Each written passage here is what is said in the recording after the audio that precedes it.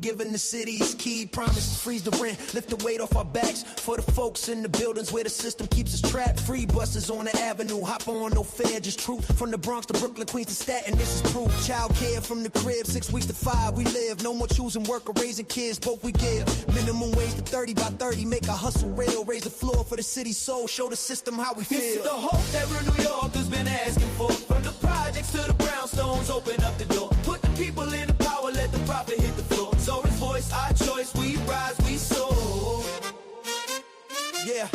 They say he's too bold. They whisper in the lobby lights, haters checking corners, critics calling fights. They point to budgets, they say, can he really pull it off? But we built the city with our hands, we know when the pulse is soft. They talk radical, socialist like it's a dirty tag. But when your rent's sky high and your wages drag, you don't ask for moderate, you grab the bag. To the ones saying it's impossible, we say watch us move. The city belongs to the many, not the few who This is the hope that real New Yorkers been asking for. From the subway to the skyline, hear the lines roar. Put the people in the power, let the profit hit the floor. So we voice our choice, we rise, we soar. It's the hope that real New Yorkers been asking for. From the subway to the skyline, hear the lines roar. Put the people in the power, let the profit hit the floor. So we voice our choice, we rise, we soar. From a story of the Harlem, the dreams got dusty in the rain, but now we roll the dice of justice. Change is changing the game. He's speaking for the working class, the immigrant, the youth, giving voice to the silence. Now we speak our truth. They try to drown the movement, but we built the wave. The haters talk about obstacles, we built the paves.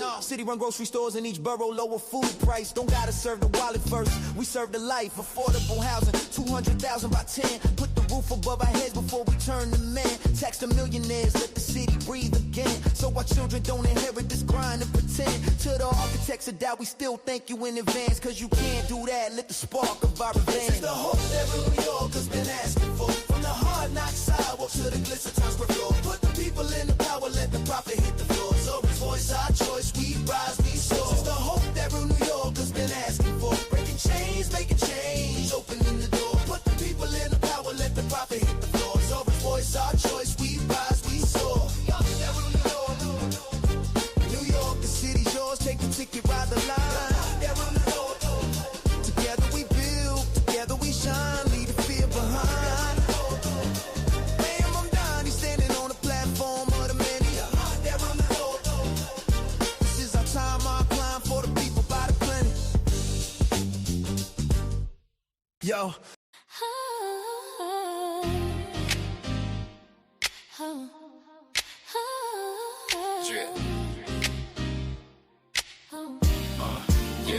Yeah, from the culture to the courtroom. This is true fun cut.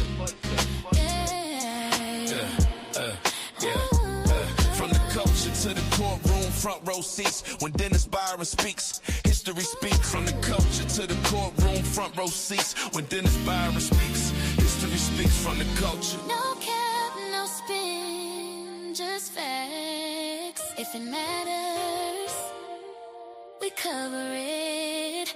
What's ready, B.I.B.? Ooh, Clara wanna know. Ooh, it's shit the Dennis Byron show.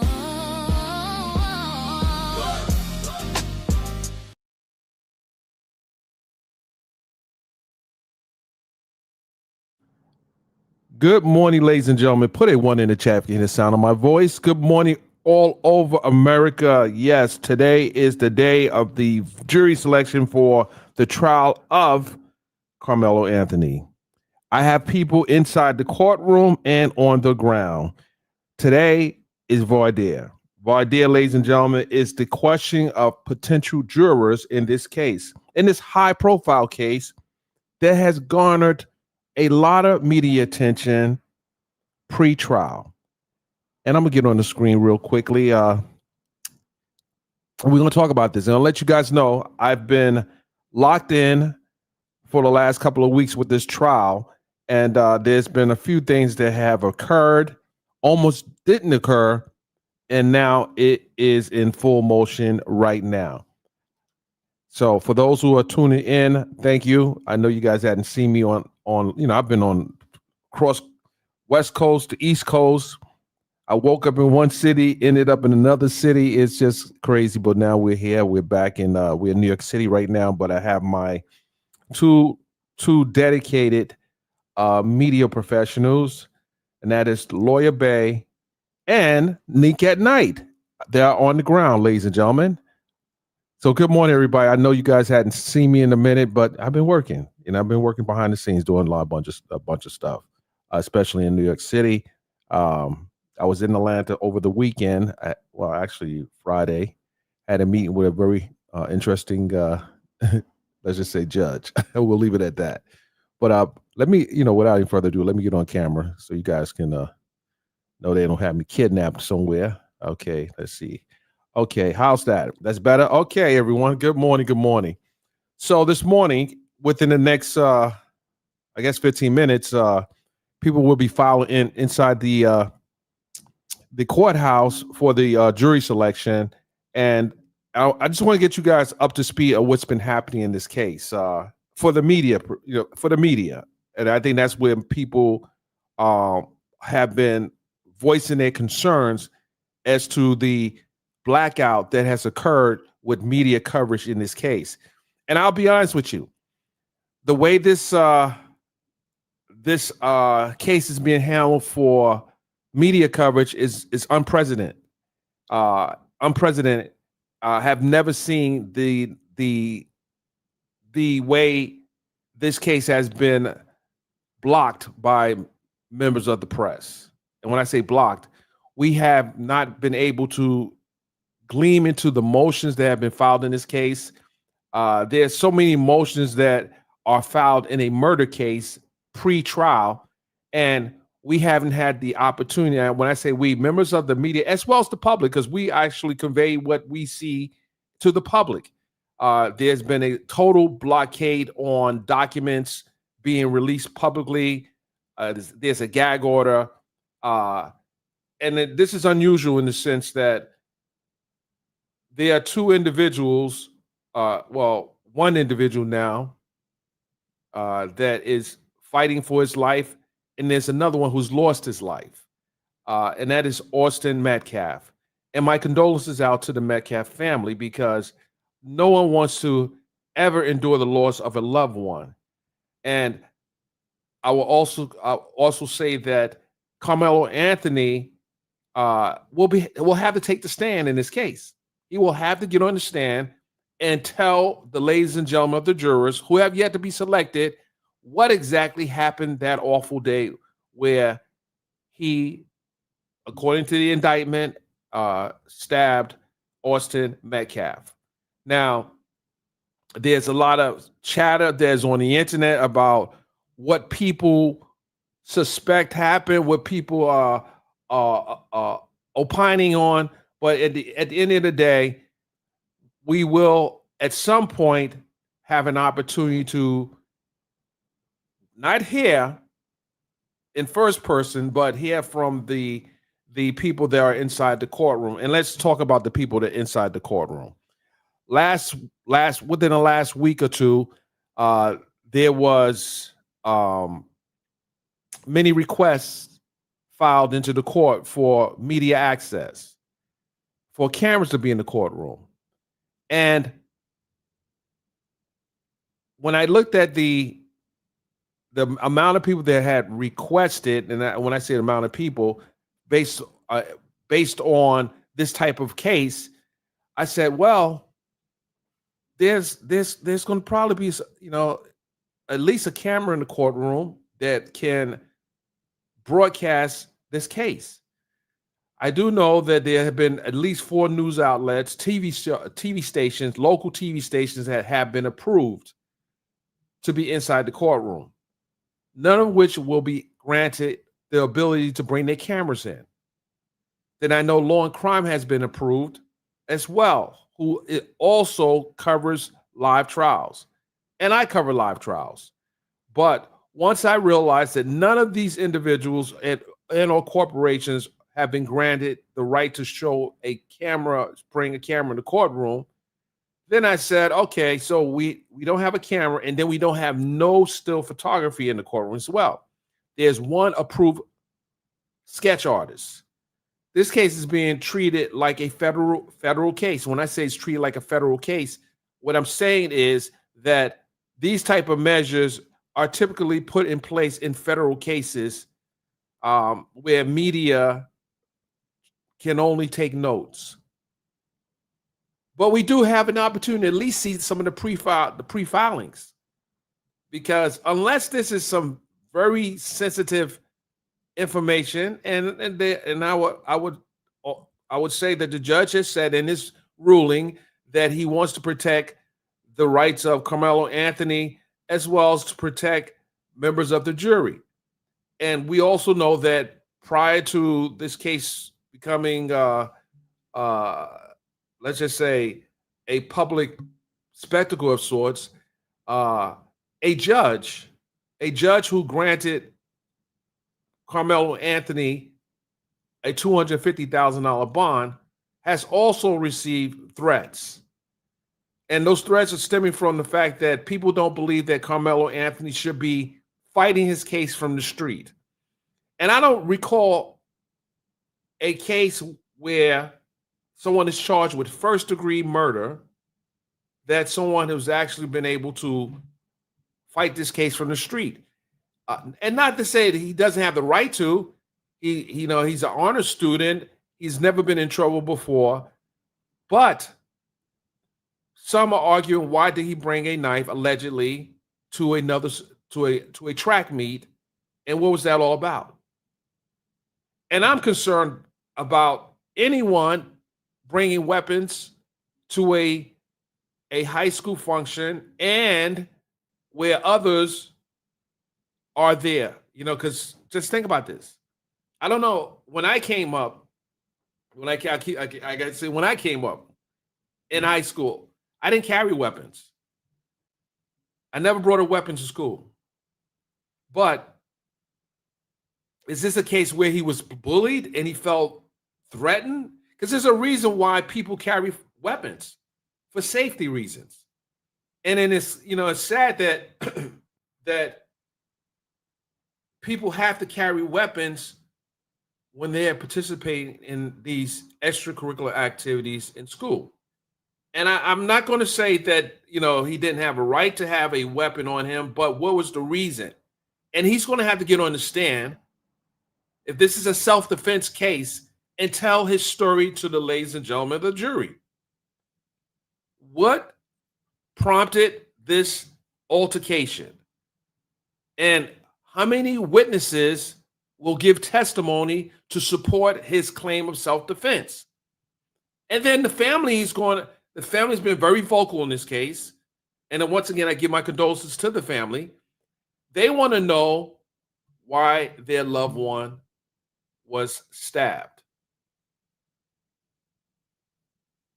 Was this mutual combat? Was a knife met with a knife? Was a gun met with a gun? Were these hands met with those hands? So there's going to be many questions people are going to ask. How did it escalate to this? And the other part to this is, this has become a racially sensitive case. I'm looking at posts on Facebook, and I'm looking at how some people are viewing this case. But at the end of the day, there's going to be a jury impaneled at some point before Thursday where trial testimony should begin. And we'll be joined in with attorney LawyerBae. I just got a text from her. She just said that she's in traffic, but she has a seat in the courtroom. One of the lucky ones that has a guaranteed seat in the courtroom. And we know Neek at Night will also be in the courtroom as well. But ladies and gentlemen, whatever the outcome is, both sides deserve a fair and unbiased trial. And many around the world are trying to glean inside the courtroom to see what is the evidence that will support Karmelo Anthony's claim of self-defense.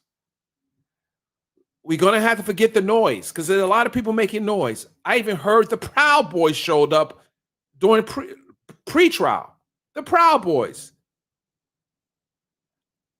Why are the Proud Boys showing up at a case involving two young people? But that's a conversation for another day. They're not about this case. The family of Mr. Metcalf, the father, said he did not want that type of energy surrounding his loved one.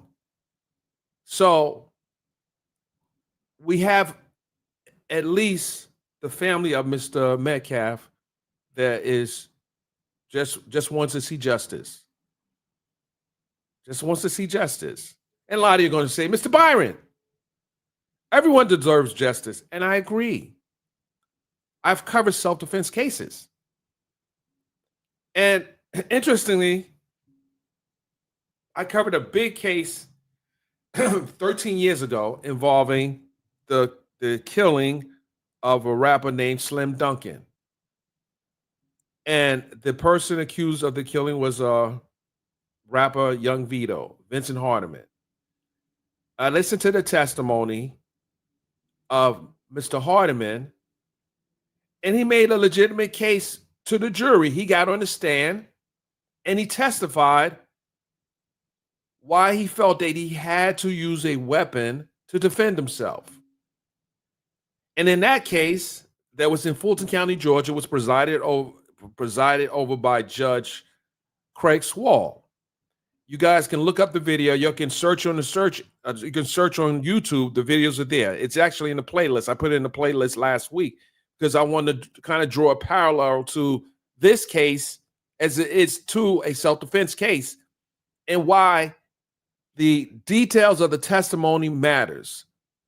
What was the mindset of Karmelo Anthony at the time he used the weapon? Was he being jumped? Was there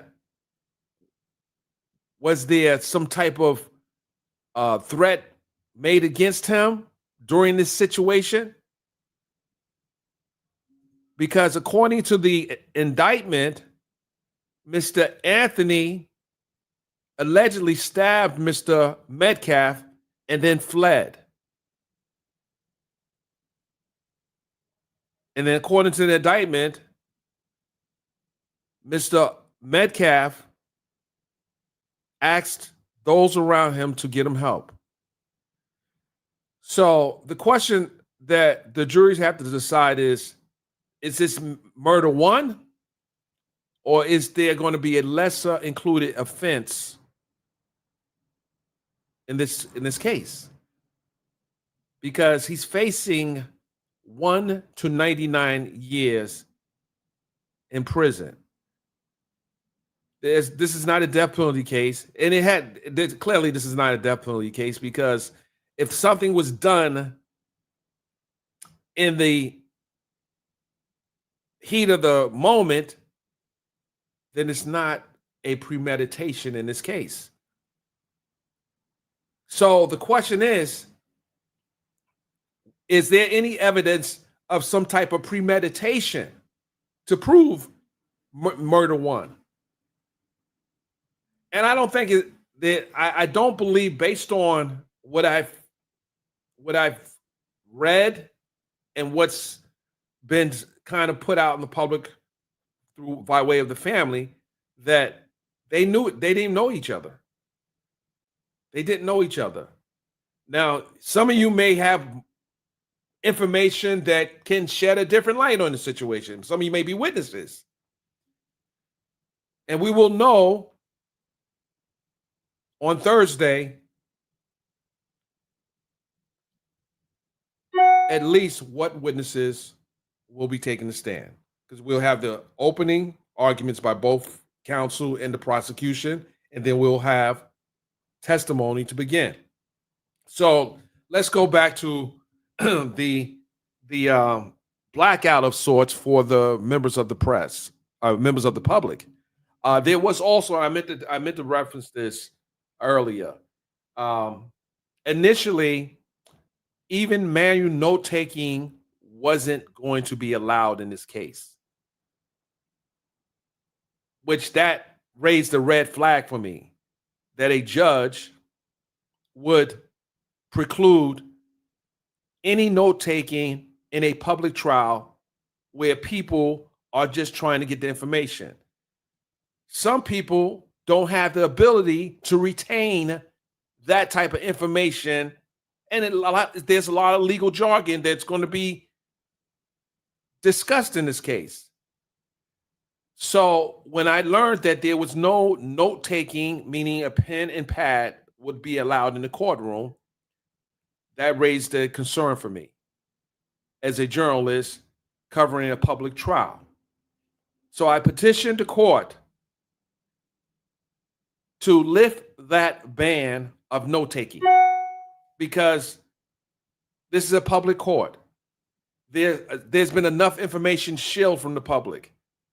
But to now tell people, general public, that they are not allowed to take notes, it appeared to be a constitutional issue. And I said as such, this appeared to be a constitutional issue. Because what harm can someone create taking notes if the judge has already said, one, you cannot reveal witnesses and jurors in this case. And I hope those who are being allowed access to the courtroom will not violate those rights of the jurors, witnesses, or the family of Mr. Metcalf and the defendant, Mr. Karmelo Anthony. Because at the end of the day, people want to know, how did we get here? How is an honor student fighting for his life? And why is Mr. Austin Metcalf not here as well? So if you are one of those lucky ones that will have an opportunity to sit in the courtroom, respect the process, take the best notes you can, because there are going to be people taking notes. And how people tell this story is going to determine how the public receives it. It's my position, and it has always been in every trial I've covered, that cameras should be in the courtroom. Because when cameras are not there, dishonest things happen. I've seen that. And I think the public has the right to see what is happening in real time. This is not the first murder case that occurred in Texas. And this won't be the last one. And I don't believe that any judge should set this bar so high that members of the public aren't able to see what is happening when their tax dollars are paying for the jobs of the prosecutor, of the judge, of the bailiffs, of the jurors. The people in Texas have a right to know how their tax dollars are being spent. And anyone who says, no, we don't need cameras, you might want to rethink that. We need cameras, especially when people are already questioning the legitimacy of this indictment. And with that, ladies and gentlemen, I will see if my co-host will be able to at least come in. She's at the court right now, so let me bring her. Let me see if she can. Let's see if she's able to get on. Stand by, guys.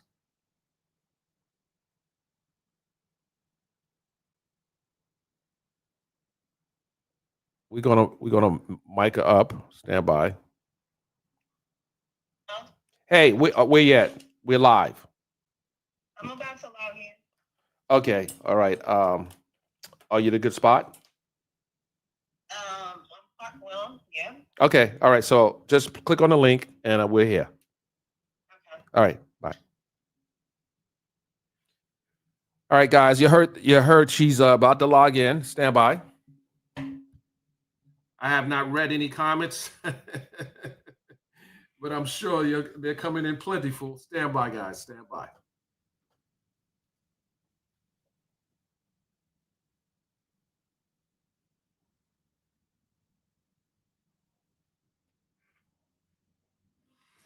Okay, so okay.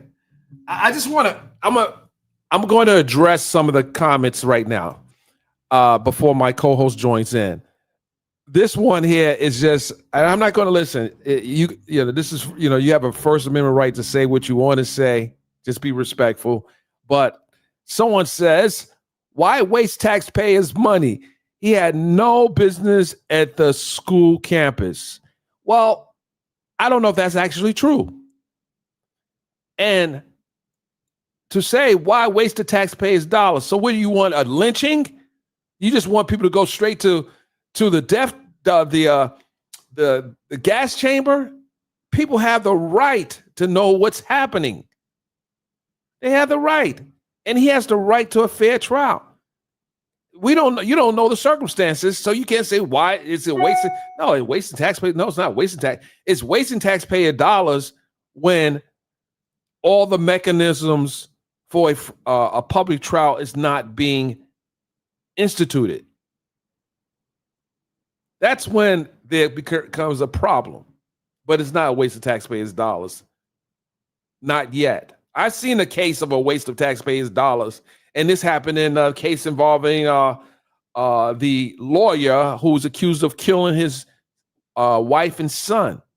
And then you had a clerk of the court literally talking to jurors while the case was going on. Now they got to do the case all over again. That's a waste of taxpayers' dollars, not this. We don't know what this case is going to yield just yet. But I promise you, I have enough people in the courtroom that will at least hold the people that are that are responsible for a fair trial accountable.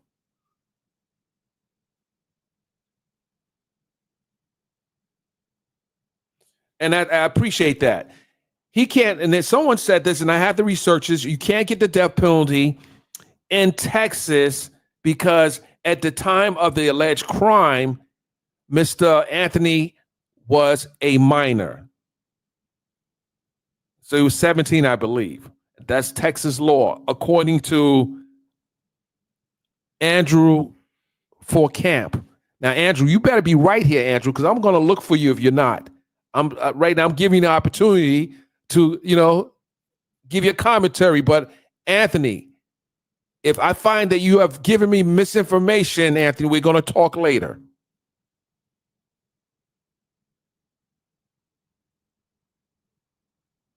Okay, so I'm going to read another comment, ladies and gentlemen. I'm going to read another one until my guest pulls up.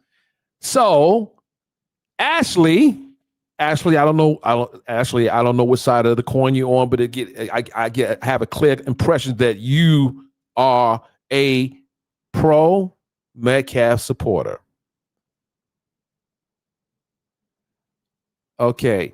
Waste of taxpayer dollars when the outcome is what most of us know how it's going to turn out. Now, Ashley, how do you know how this is going to turn out? How do you know how this is going to turn out?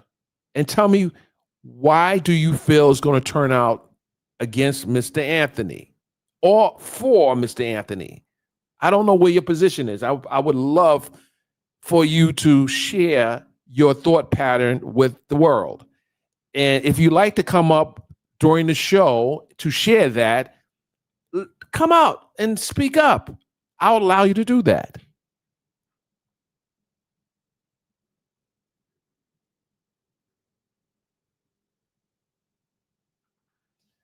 Now, Trevor, you will not get no shine over here, Trevor. And don't get yourself blocked, Trevor.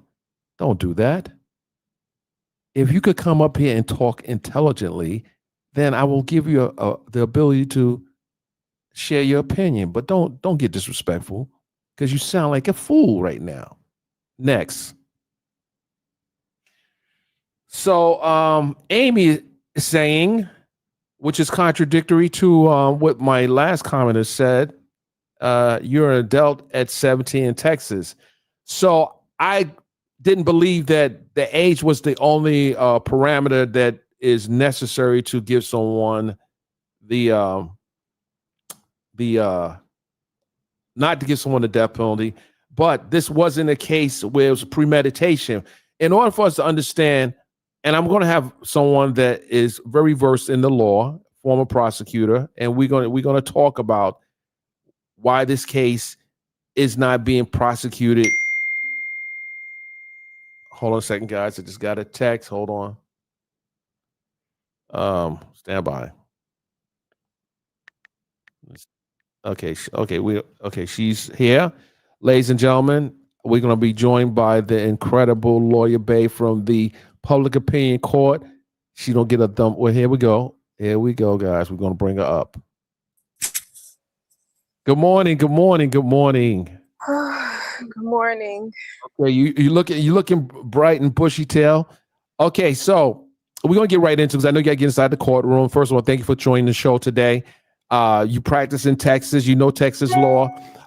One of the questions that a statement someone just made is about why Mr. Anthony is not facing the death penalty. Can you more explain to to our audience why Mr. Anthony is not facing the death penalty in this case? Yes, so the death penalty only applies to when there's an aggravated crime that has been committed. So let's say if he had committed an aggravated robbery, that kind of crime, it has to have an aggravating factor in order for it to rise to the level of a capital murder. And capital murders is what leads to the possibility of a death penalty case.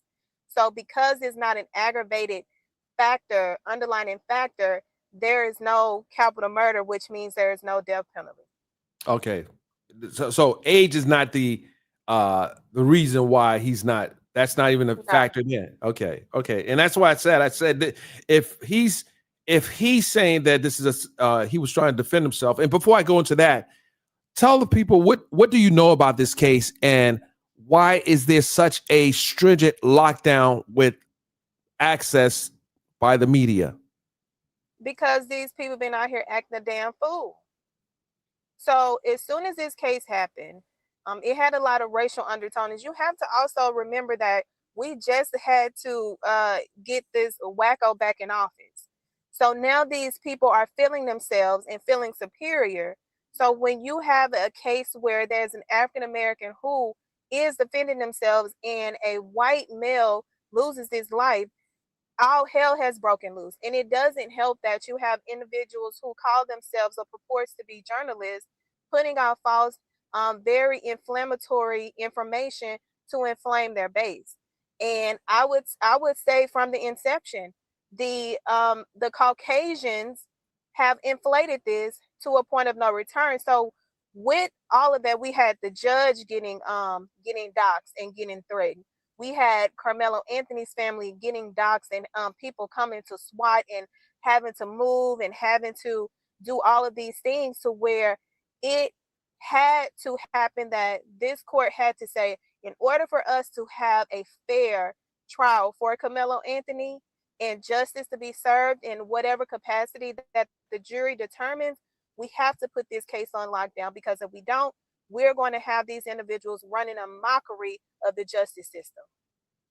Okay, so this is not the first murder case in Texas where involved self-defense claim.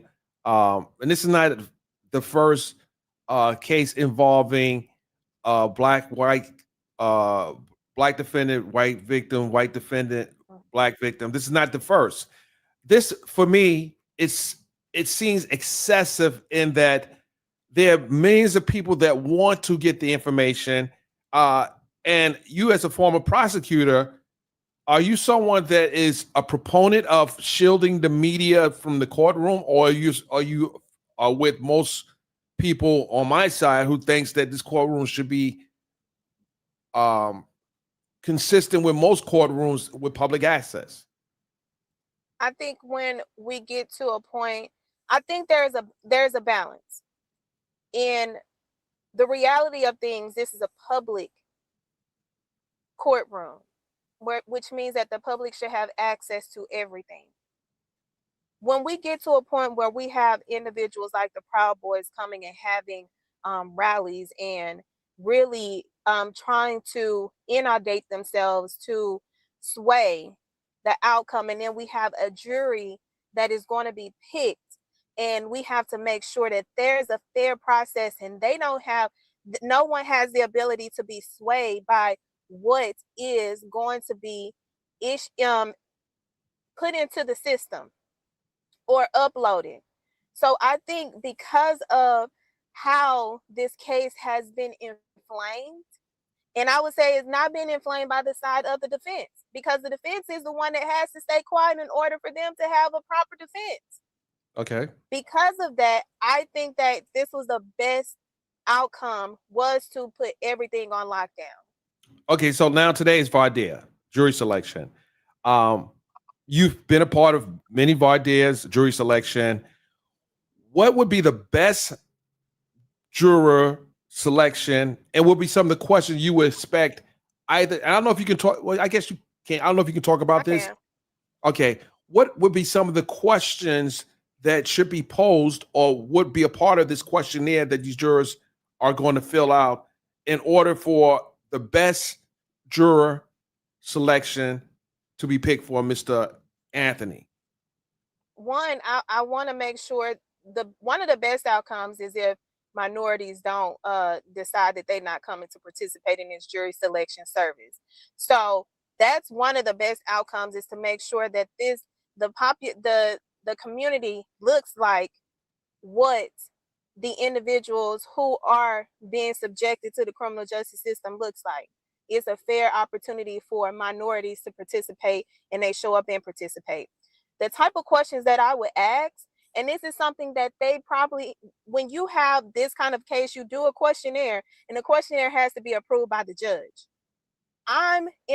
Because of the state that we're in, I'm putting a question on there. What is your political affiliation? Are you Republican or are you Democrat? Because that is going to tell you how these individuals may or may not assess this case. Because they have inflamed it and the Proud Boys showed up, it is a very relevant question to ask these individuals. Because if you don't, you're going to end up with someone that is not going to be fair and impartial. Another question I want to ask, has anyone ever had to defend themselves against someone's force against them? How did you respond? What was your response? Were you in fight or flight? Were you in fear of your life? Do you believe an individual has the right to defend themselves against someone who initiated the assault? Okay, hold that thought right Those are there. just basic questions. Okay, so you just touched on something. Is this a case where Mr. Anthony is saying that he felt his life was being threatened, and this is why he took the action? Absolutely. Can you speak to that? Okay. Absolutely. This is a case, from the inception, this has been a case of self-defense.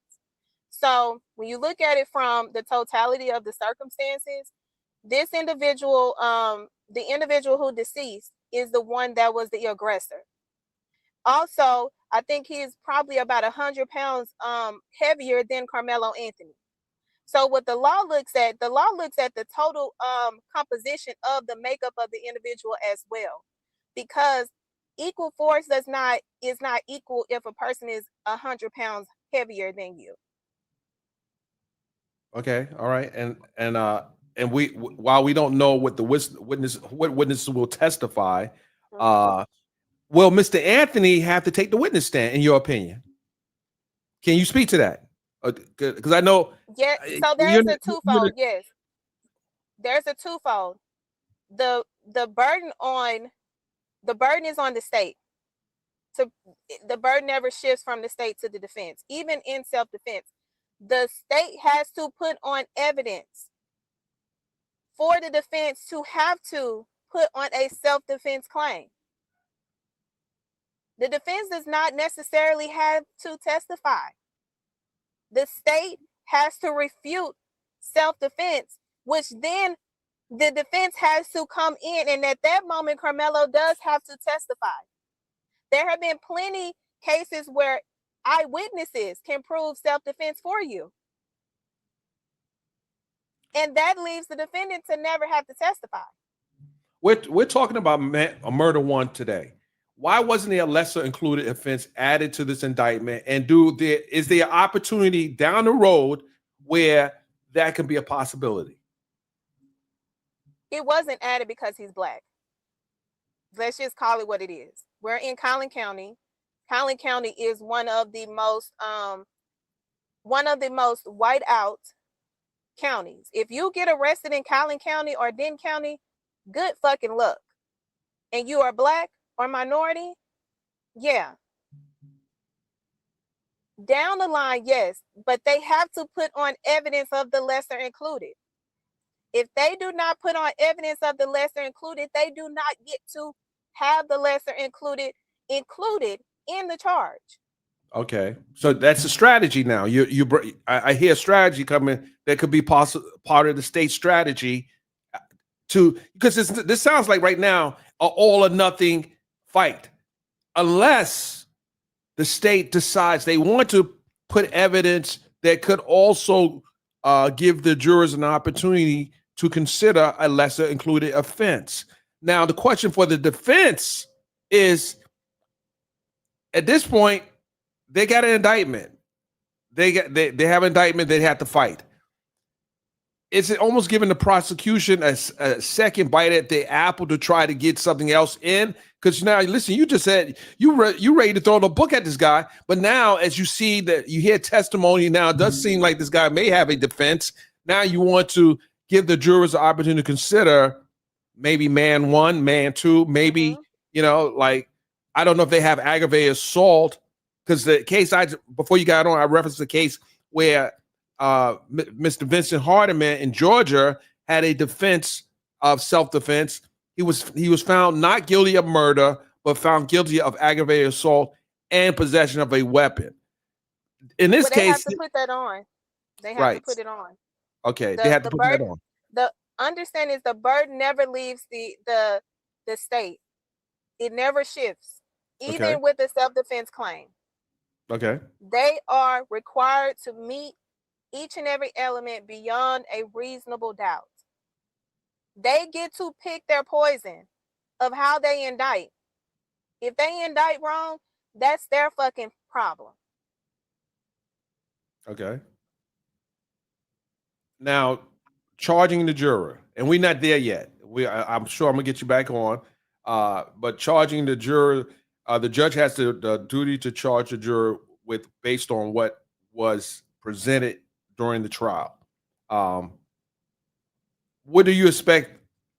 I guess I don't want to get too ahead of myself.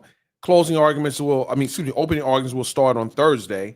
How significant for you as a former prosecutor to make a great, what does a great opening look like for you as a former prosecutor, not from the defense? Truthful. As a former prosecutor, a great opening is being honest about the character of your victim. Do not make your victim look like an innocent individual when you know there are skeletons in your victim's closet. The moment you try to present a perfect victim, because there is no perfect victim. Every victim is imperfect. The moment you decide to make them perfect is the moment you're going to lose a jury, because once those skeletons start opening up, you have lost them, because they don't believe you, and you have lost the credibility with them. That is a great opening. A great prosecutor is going to lay out all the skeletons so that the defense can't come up and say, oh, they ain't tell you this. No, you want to be able to tell them everything so that they can build their trust with you. Because the moment they hear something bad, it's lights out for you. what you think from the defense's perspective, what would you, I guess from from either side, do you think that this person, and I don't know Mr. Metcalf, I don't know what his social media history is. I don't know. I know that from the reporting that he was an honor student as well and an athlete. Now, if there's history of him having racial animus towards people of color, how significant is that for a prosecutor? You always want to evaluate your case as if, I don't want to say you're going to lose, but you always want to evaluate your case as if something bad can happen and how can you recover. Mm-hmm. The fact that they know or should know the history of their victim, they also should know that the only characters that is going to be up for discussion from the inception is the victim. That comes in. The defense, you can't come in, and only way the defense character comes into question is if the defendant testifies or someone get up there and say that he's a nonviolent person, but they got something that refutes that. Mm-hmm. But from the inception, the victim character is on trial. Absolutely. And is admissible. Absolutely. And you just pointed out something.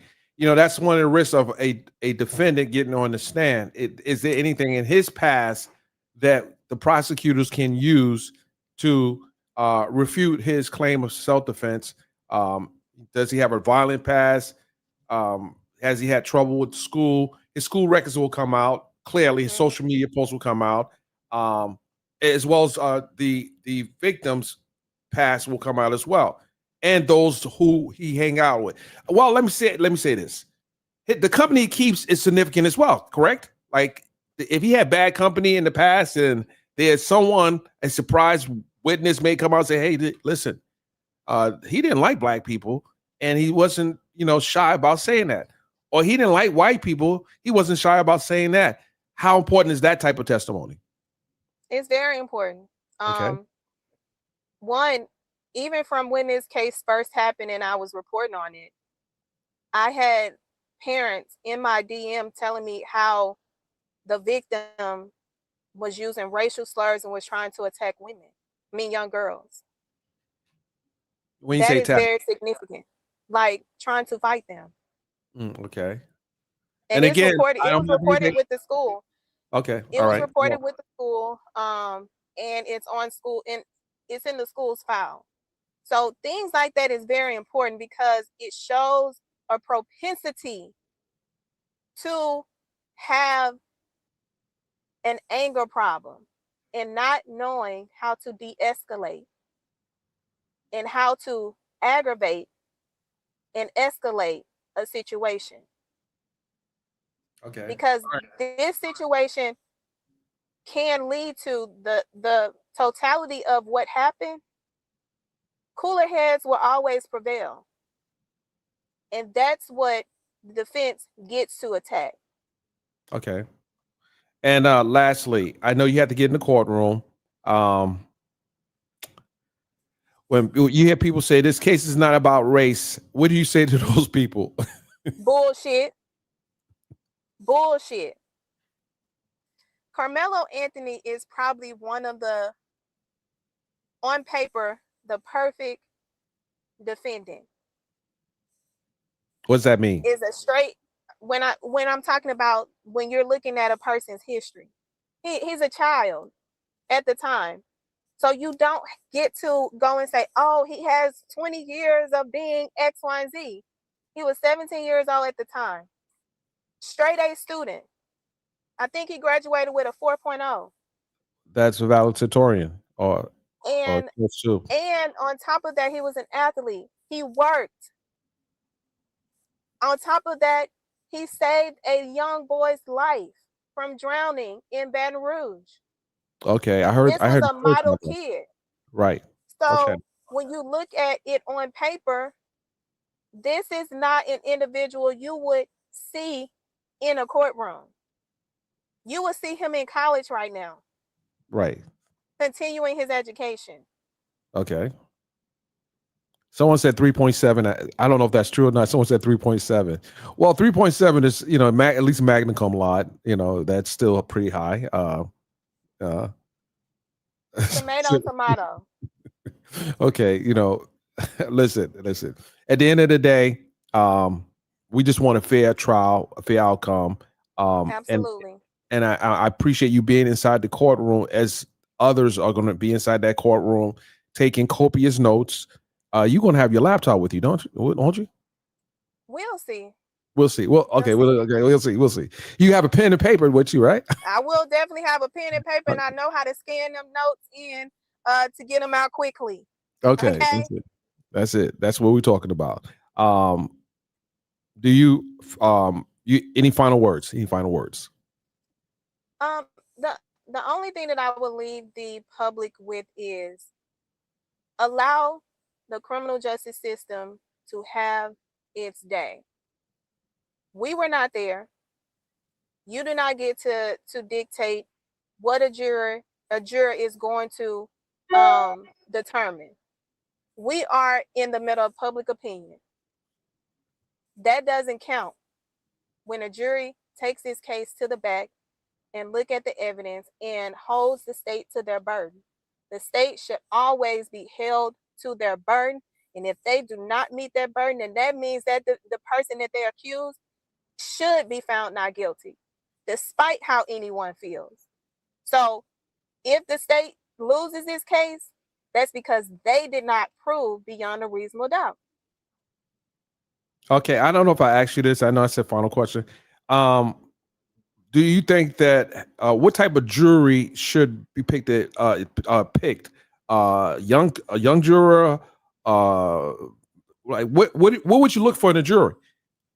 Like what, I've covered trials, and it all depends on the type of case it is, and like what should and ideal. Sometimes we say an all black jury is not always the best jury either. We are more hard on ourselves. More critical. Yeah. We are right. So, some would argue, I'm sorry, go ahead. I would say that the makeup of a jury, one, you can't discriminate on race, gender, and age. So you can't go in and say, oh, I don't want these old people on this jury because they just go. No, you literally have to move that out of your mind, even though they use that, and that's why we have Batson. People don't understand what Batson challenge is. Explain Batson challenge. Batson challenge is when one side feels that the other side has discriminated or used race, gender, and age to have certain people removed from a jury. So that's why taking notes is important. But when you look at the makeup, my whole thing is I don't like lawyers on my jury. I don't like doctors. No. Engineers, hell no. What about law enforcement? Anyone that What about law enforcement on your jury? Oh, that would never. No, that would never. Okay. But when I would want to. I always had. If I could get a nurse on my jury, absolutely. If it's going to prove injuries, yes, depending on certain cases like assault cases. But you want a reasonable makeup of average individuals who you ask the right questions and you get the answers that are going to make you feel confident to know that these people can follow the law, because that's the main thing. Can you follow the law?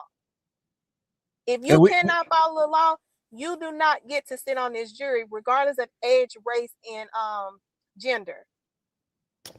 Well, you know something, we're going to have more to talk about this jury process. While we can't discuss any identifying details of any juror, we would like to get at least an overview of some of the general responses.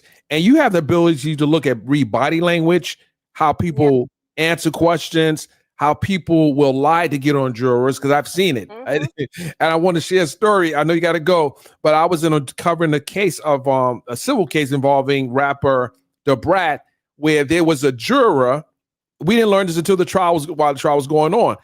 He was an illegal alien. He lied to get on the jury, and it came out during the trial that he was lying, and they arrested him right there. The jury got arrested right there. And I have the videos on TMZ, by the way. So it was one of the times where I saw a jury literally get arrested sitting there lying. I'm like, dude, if you're trying to, the best way to hide from ICE is to be a juror, right? but LawyerBae, thank you. People can follow you on the Public Opinion Court on all social media platforms, and I look forward to your recap of the this process. You got to get in there because we're I think it started already. I appreciate you, and as always, you look great, and see you soon. All right, y'all have a good one. All right. Thank you. All right, ladies and gentlemen. So, I know there were a lot of comments coming in. I didn't. Someone was very colorful, no pun intended. But I get it. People having an opinion. I'm going to listen.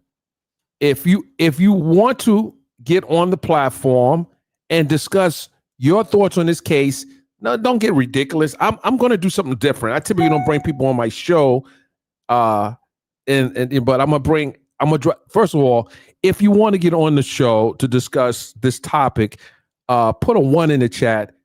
But if you come on and do something ridiculous, you're just going to get blocked. But if you want to join the conversation, you put a 1 in the chat, and I'll drop the link for you to come up.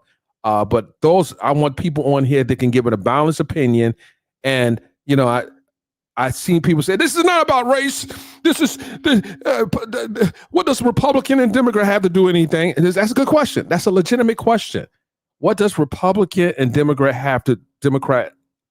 political views have to do with this? Actually, that's a great question. And I would like to at least have a discussion about that too. Is politics going to play in this? I don't know. This is a tricky situation. I'm going to drop the link.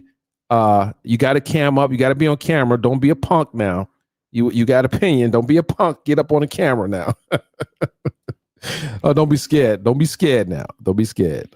All right. I dropped the link here. You click on either link. Ashley, I see that you say you want to come up. Right. And let's debate without the politics. I would hate this to be a case of politics. First of all, these kids, most young people don't even think about politics. Well, I'll say most, I would say most young people don't really think about at that age. I don't think they really think about too much about politics unless they a poli-science major or studying to be in government. But yeah, I don't care. You can be black, white, green, yellow, whatever. Doesn't matter. Come on up. Okay, I see. I'm gonna bring on Miss.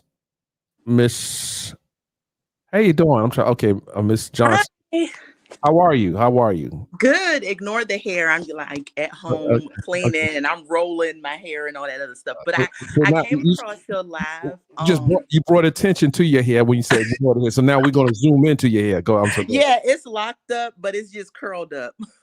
Okay. All right.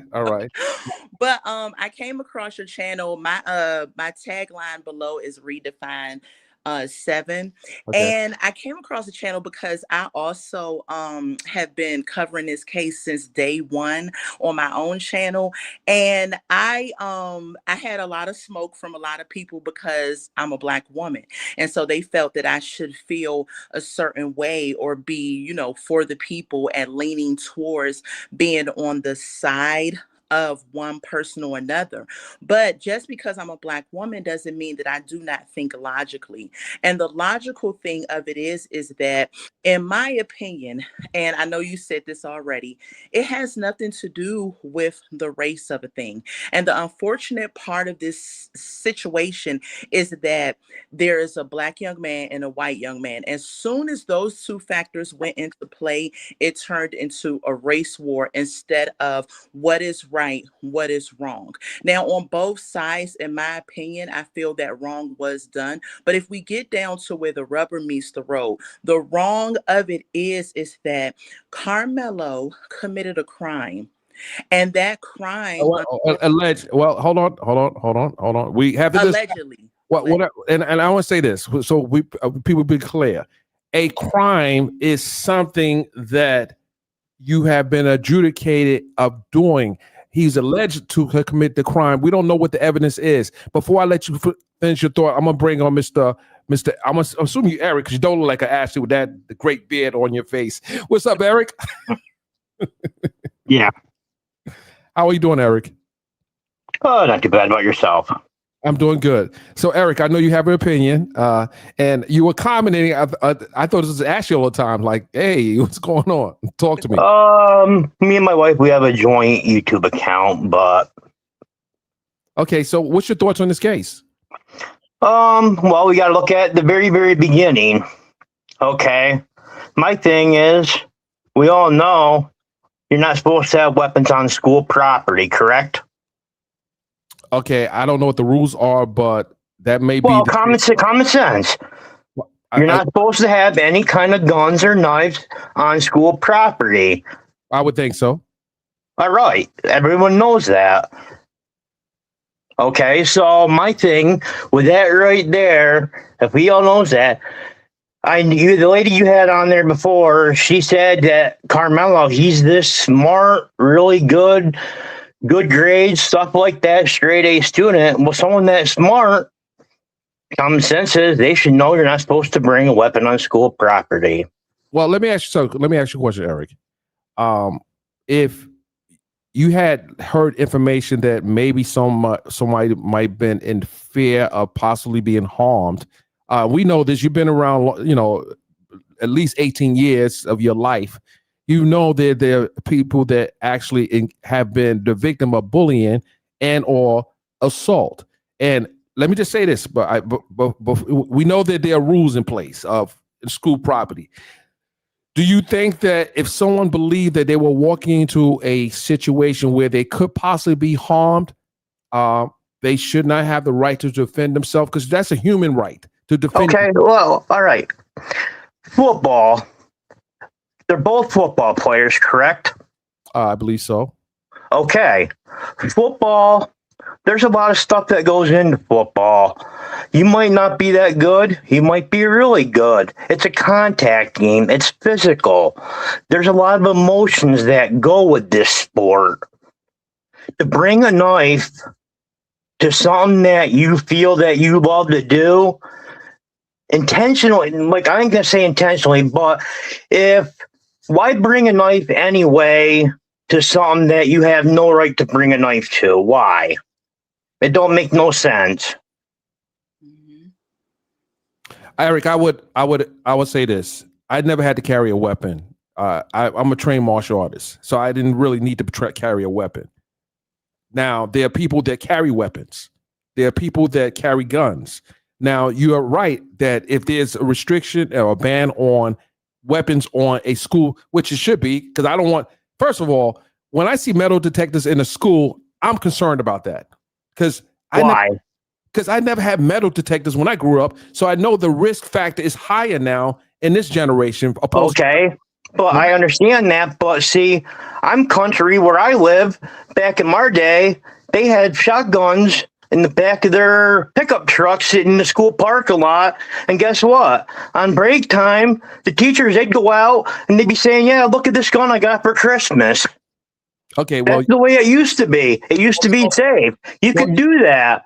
Let me say this, Eric. Where did we go wrong with kids that all of a sudden now they need to feel that they need to bring weapons to school and act out? Where did we go wrong? Hey, that's a good question. I ain't gonna listen. I'm not gonna listen. That's a good question. Why do people feel the need to carry weapons? Also, if you have a shotgun in the back of your car, why do you have a shotgun in the back of your car? I know that was fine. I don't know about you. I don't know where you live, but where I live, no, I grew up. I'm out in the country where, guess what?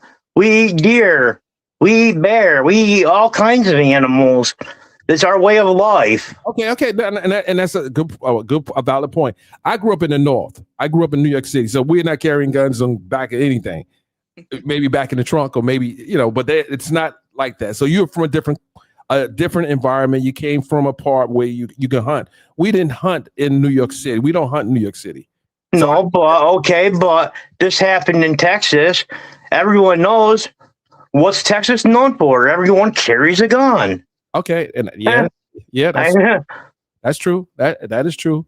Now, let me ask you a question. Do you think, and I'm gonna get back to you, Ms. Johnson, do you think that this case is it has a racial overtone to it? Yes, or be honest. Do you think it has a racial overtone to the case? How can I say this? Honestly, what makes you automatically go to race? Nah, that wasn't my. See, you asking a question with a question. Answer my question, then I can answer your question. All right. Well, what did we see here? Let's be honest. A young black kid stabbed a white kid. You just answered my question because I know. All right. With that being said, though, okay, what if the roles were reversed? What if it was a white kid that stabbed a black kid? Would you be asking the same questions that you're asking right now? Well, the way you answer that question implies that you believe it's about race, because you could have said a young kid stabbed another young. You could exactly said the same exact thing, but what did you ask me starting off? How did you say it? What were the first words? You said a black person and a white. No, you were the one that brought the race into it. You could have just said this person killed another person, and that's how we could be talking right now, but no. No, Eric, the question was, I asked you, do you, Eric, believe this case is about race? I asked that question to you, and you could have said simply no and explain. Well, what you said, a black kid stabs a white kid. So I can't answer this question because I don't know.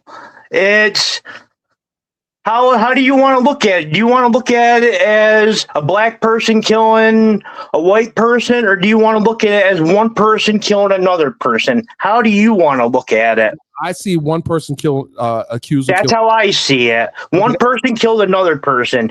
If you're the one that keeps mentioning black and white, why do you keep saying that? Why? Why don't you just say one person killed another person? Because when you just explained when you responded to my question, you brought the color in there. I just asked you, was it about race? Did you feel it was about race? But let's move on. Let's move on. Don't go nowhere. I'll pose the same question to you, Ms. Johnson. Absolutely. I think it should not be about race. I really, really do. Because I, like Eric, agree that it is one person committed a crime against another person. But when you introduce it into public opinion and social media, now they have turned it into the race war thing. And we can't ignore the fact that it very much is a black young man that committed a crime against a white young man. Now, see, there you go. A young 17-year-old committed crime against alleged committed crime against another. Alleged. Alleged. Yeah. But you as well as Eric put the color classification there. I did at first. My initial answer to the question is yes. I think it is a racial overtone with it.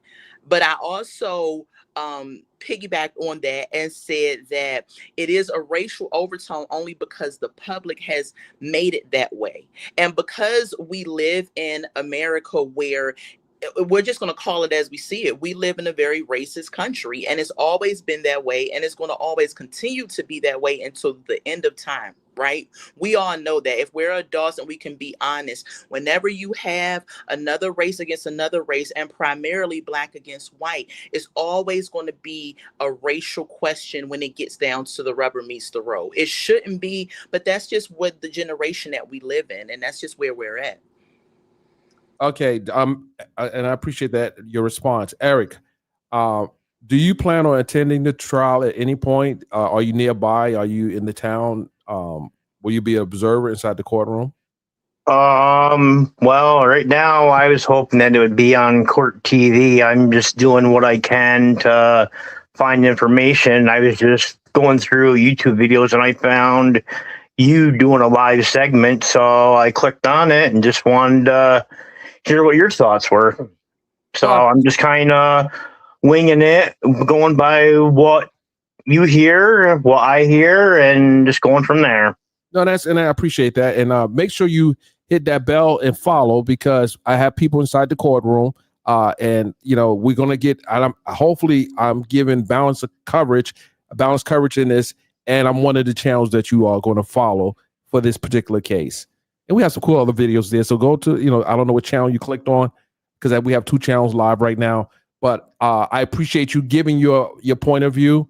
For me, I just want to see a fair outcome in this case, unbiased. I want the balls and strikes are called properly by the presiding judge Roach, and that's what I want to see.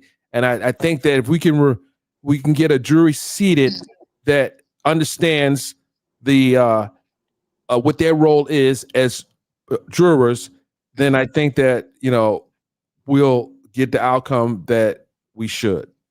And that's all. And I appreciate you coming up on, Eric, and Ms. Johnson. You have any final words? I like you want to see a fair trial.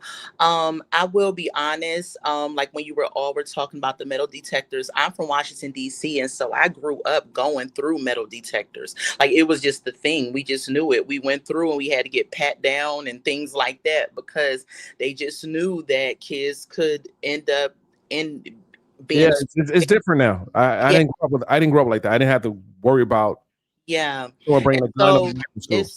It's unfortunate that this happened, that one adrenaline decision has affected the lives of 2 young people. One is not here anymore, and one could possibly be facing prison time. And so, I mean, at the end of the day, it's just bad choices that was made.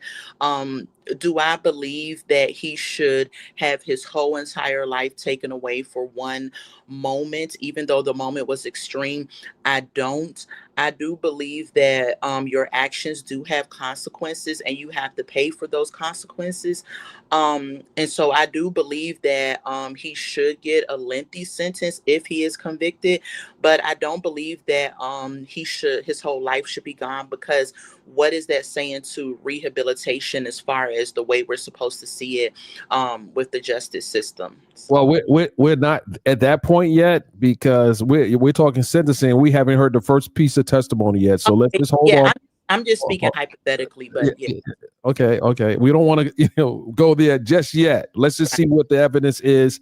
I would agree that the force. I'm of the teaching force should meet force, the equal amount of force. If you're going to engage in any type of combat, if I bring knuckles to a fight, you don't bring a gun. If I bring a knife, you don't bring a gun. If I bring hands, you bring hands. So I don't know if this is a case where, for me, I would have to hear the evidence. What's the makeup? What was in his mind? Did he have a group of people? I don't know. It's so many different nuances. I need to hear the evidence. So with that, let's just hope for a very fair outcome. And different people handle things differently. And just like Eric said, he rode around with he has a gun back for hunting. But that hunting gun could be used for something else if the situation arises as well. I'm sure Eric's not just going to say, "Hey, no, I'm not going to. This guy's trying to rob me. But this gun is for a deer or for a bear." No. Eric going to pull that gun out and going to use it, because now he might be outmatched. So I don't know. I'm just speaking for Eric. I can't speak for you, but I'm just thinking if you have it available, you might just use it. I don't know. Yeah. So at the end of the day, thank you guys for coming up. I appreciate you, and let's keep the conversation going. See you guys on the next live. But for now, Eric, you have any final words? No, I think I'm pretty good. Thanks for having me on. Appreciate you, Eric. Thank you. Yep, thank you. All right, ladies and gentlemen. So those are perspectives of at least 2 people that are watching the trial. A lot of comments coming in. Let me see. Oh, by the way, guys, take your phone out right now. Take your phone out. If you got a phone, point it to the screen, scan that barcode, and support the platform. You see that barcode in the upper left-hand corner? Scan that barcode right now and support the platform. Support the platform. Follow the page. Hold on a second here, guys. Let me see here. I see a lot of comments coming in here.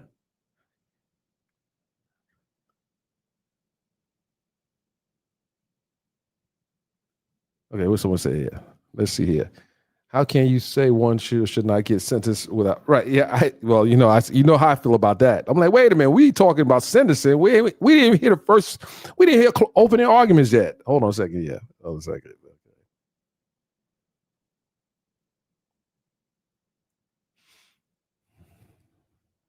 Then he said, "Hey, keep the brother Karmelo free." Okay. Well, that's up for the jury to decide. That's for the jury to decide. That's for the jury to decide. We ain't just freeing anybody and everybody, but we want to hear the evidence. Come on, let's be honest here. Let's hear the evidence. Let's hear the evidence. No, I'm not defaulting to any outcome right now. I'm not going to default. He should be free because he's doing it for. No, we're not doing that. We need to hear the evidence. Cut the crap. Cut the crap. All right, I'm gonna drop the link again. I need someone else to come on up here and listen. I'm gonna drop the link again. Let's see here. Here we go. Let's see that link right there. I'm gonna drop that link right there. Okay. So you can click on the link if you have anything to add to this conversation. I mean, evidence is important in trial. So I don't need to hear evidence. Yeah, he probably never been in the courtroom.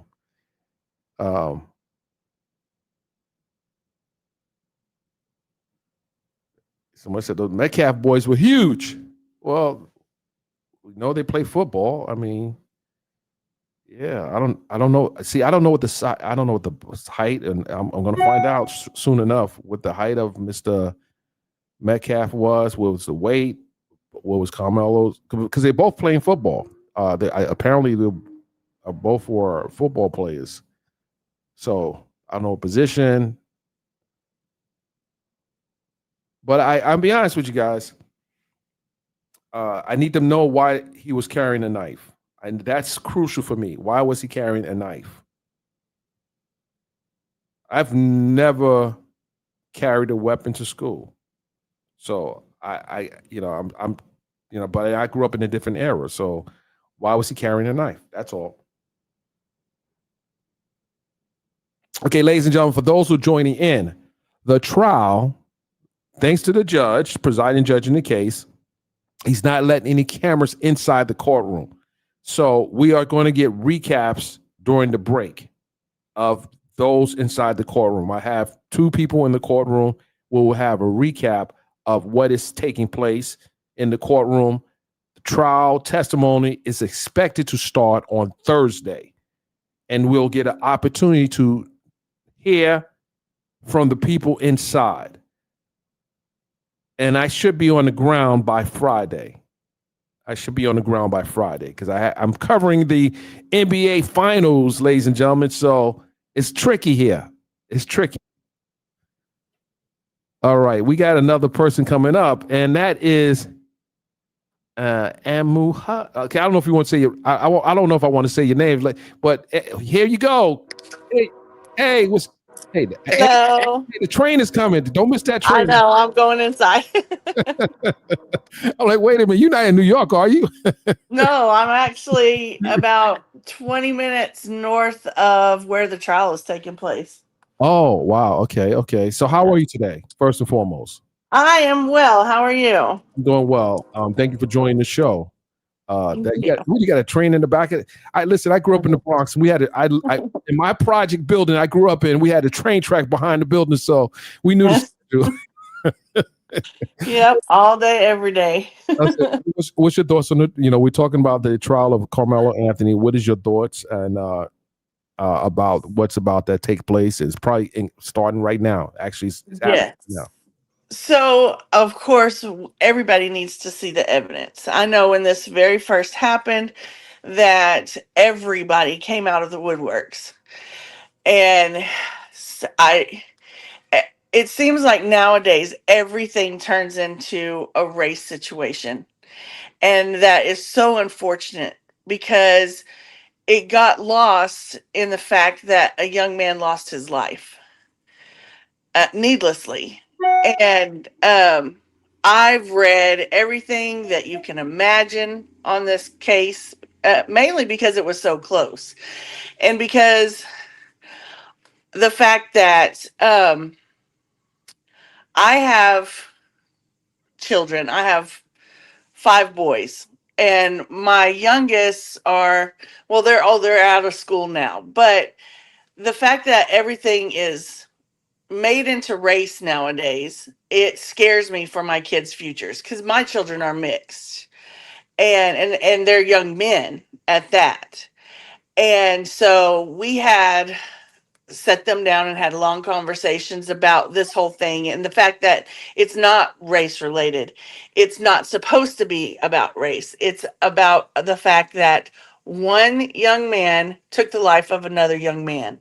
And then we need to see the evidence of everything that plays out. I've read different articles that says that Karmelo has previously gotten in trouble at school for having a knife.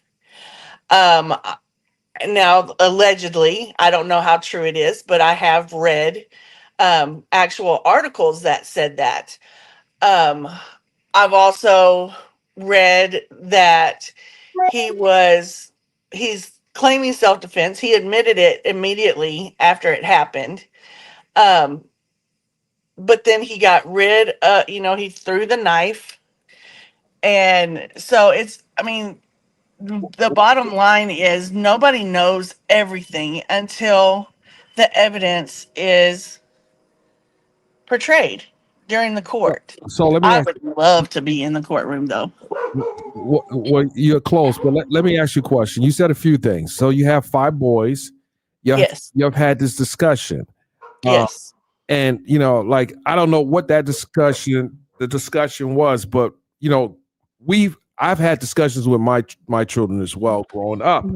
Now, what type of discussion do you have with your boys as relates to fights and conflict resolution and how to deal with others that you don't typically agree with? What type of conversations do you have with your children? Just curious.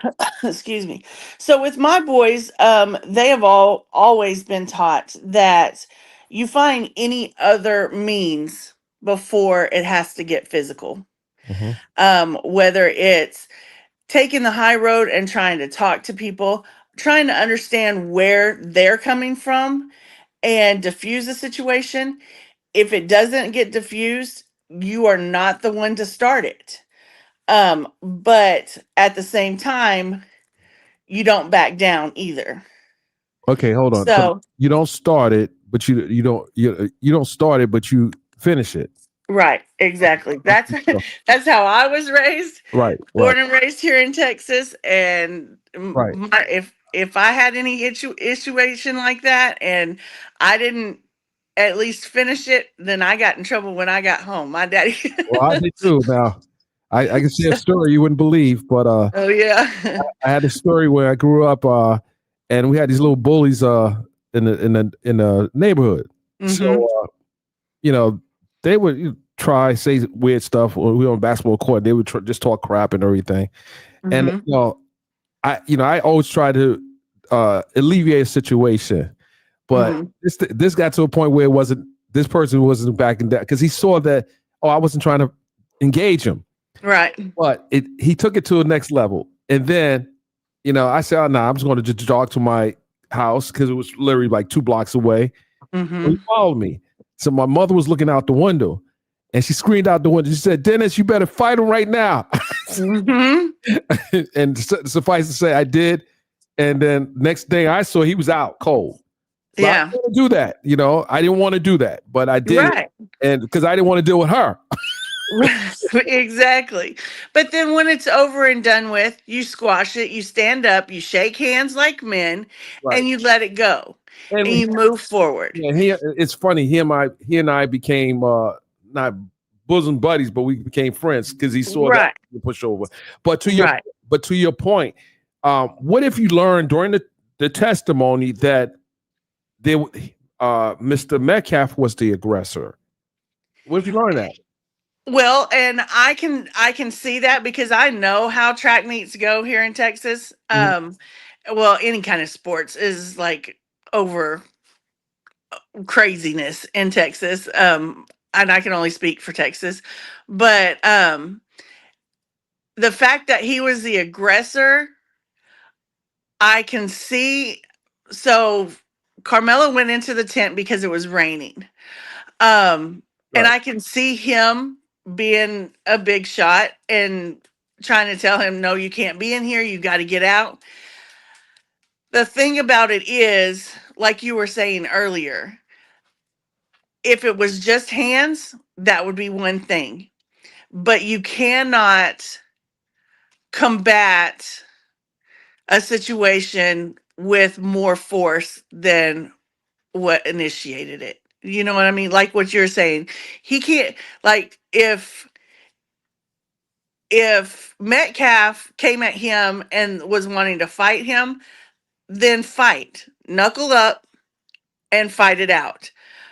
But the fact that a knife was brought in is where the boundary was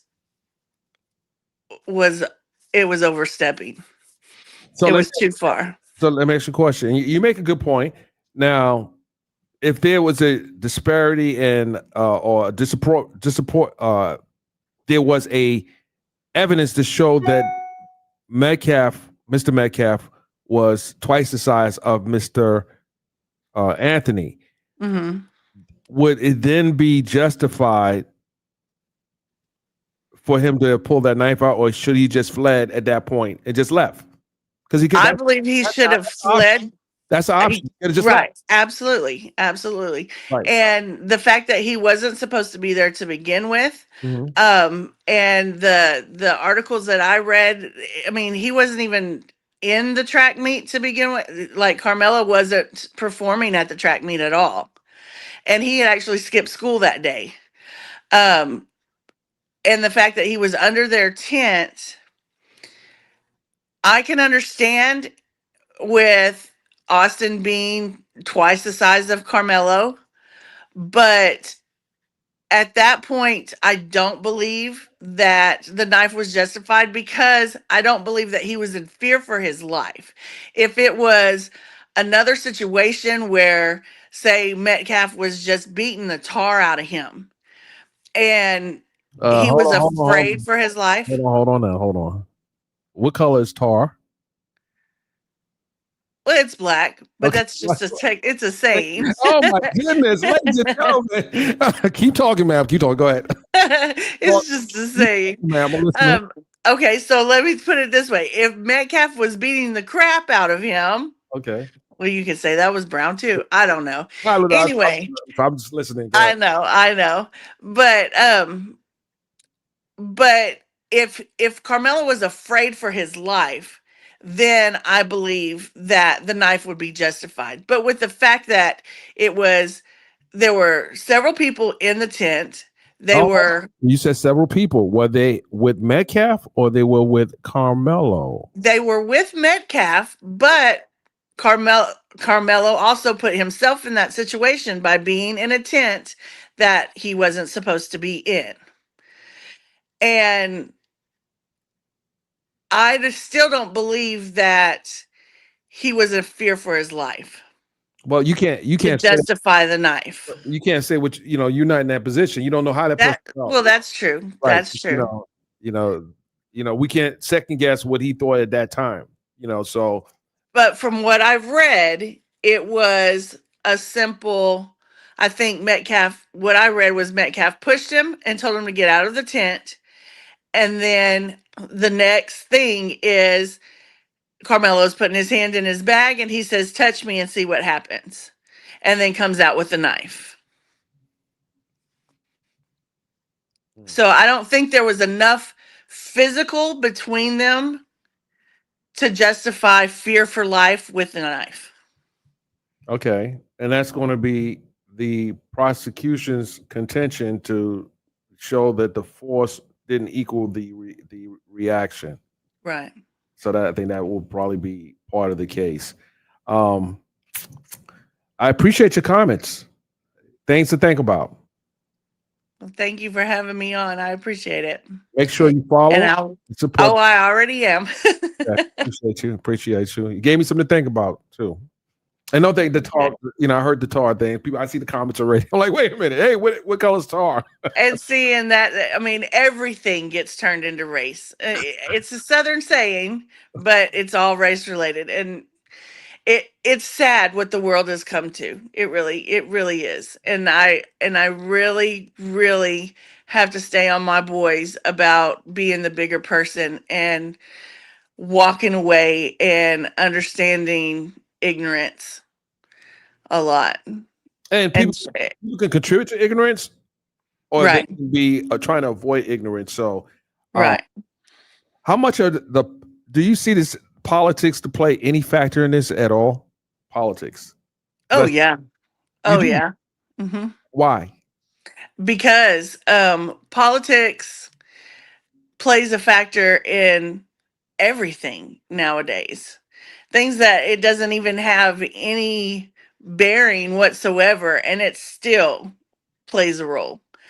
And you get um the the leftist people and the extreme right, and they're on complete opposite sides, and it all comes back to race, basically.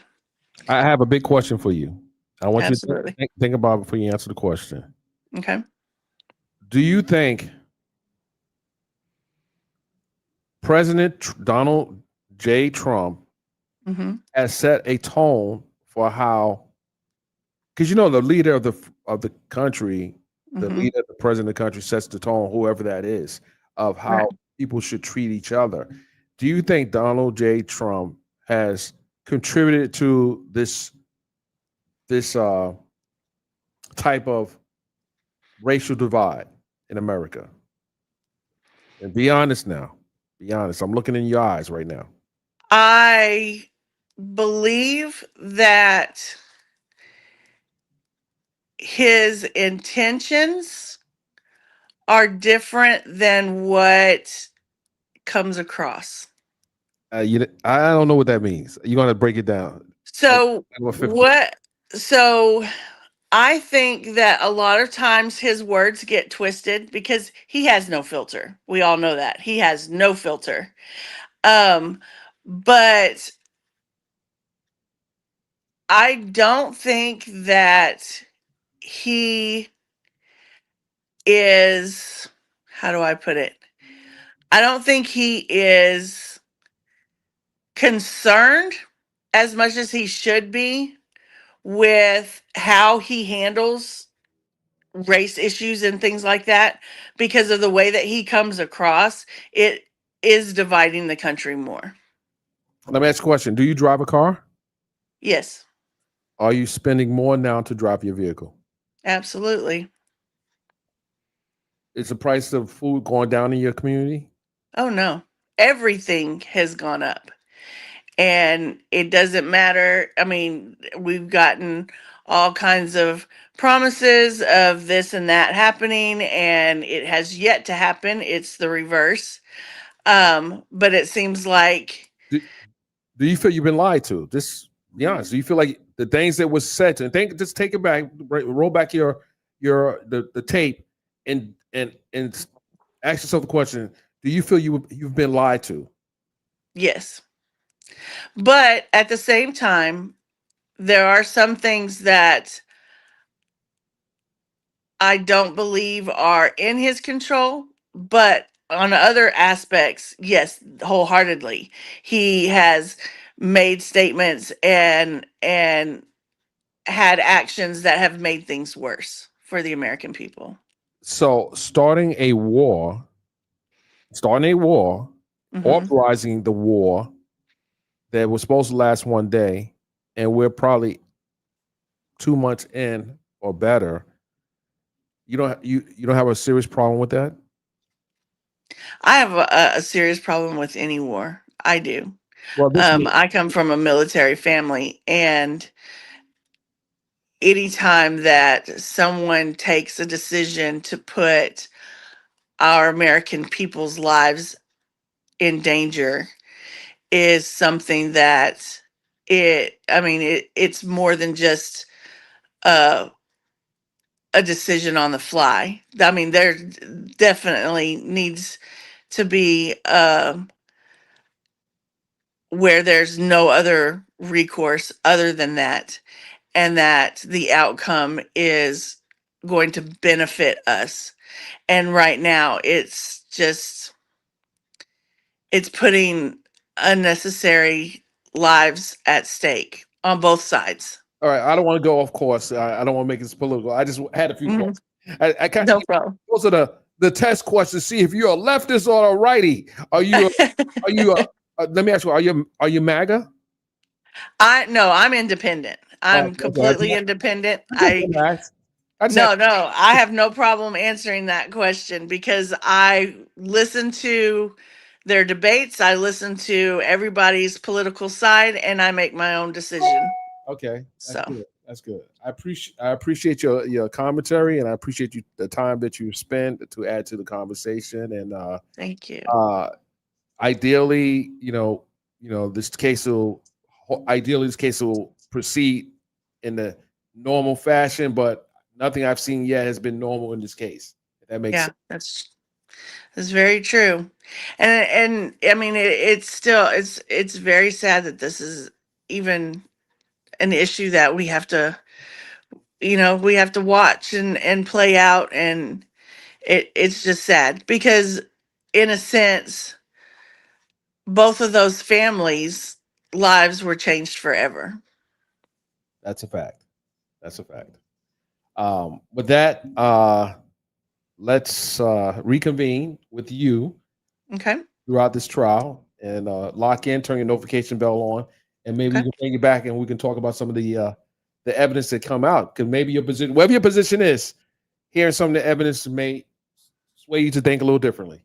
Well, and that's why I'm so vested, is because I need to see the evidence, and I make up my own mind and I do it based on the evidence. I don't let anybody sway me one way or the other. Thank you. I appreciate you very much, and I look for Amy Hudson, Amy. Amy. Okay, Yeah. that's it. Okay, Amy. Appreciate you, and I'll see you back here on maybe our next live, depending on what I'm talking about. We talking NBA. Well, listen, hold on. Okay. So the Spurs are in the finals with my team, the New York Knicks. We about to kick your ass. We'll see. Thank you, Amy. Appreciate you. Thank you. Have a good day. You too now. Bye-bye. All right, guys. So you guys know I'm a Knicks fan. I was out the first game for the Eastern Conference Finals. And there were a lot of people out. I'm so excited about the Knicks. The Spurs, I know what people saying. I hear the chatter, but we ain't even talking about the Spurs. They who knows? They may catch an injury anyway. Let's see who else we got here. Okay, Knicks in 6. Listen. What if the Knicks sweep the Spurs? Oh my goodness. That's another conversation. Let's see here. Karmelo was supposed to be there. Okay. Be quiet. We ain't gonna have no Knicks disrespect over here. Shut up. Okay, guys, let's see here.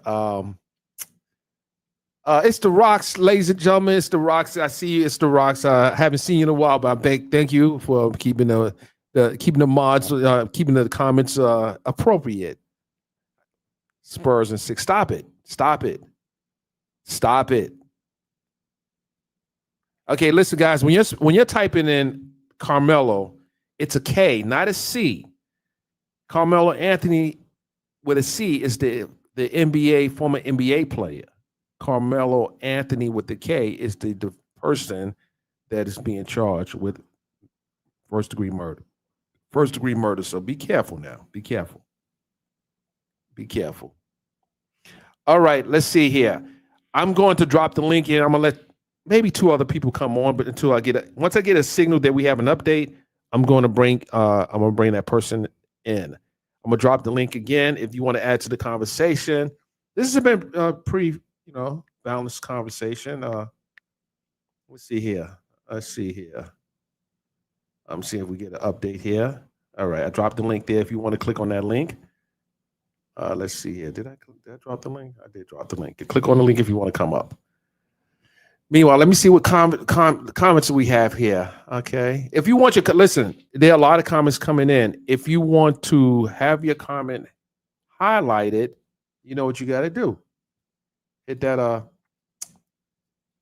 super. Let me put a banner there real quick here. Hold on. Let me drop a banner there. We've just been working, but we got to handle the business of what we do here as well.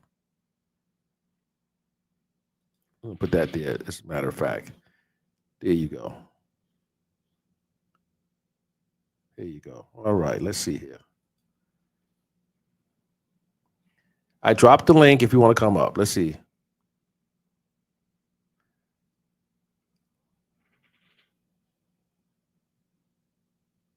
Okay, a lot of comments coming in. They say, "What do you know about the facts?" Listen.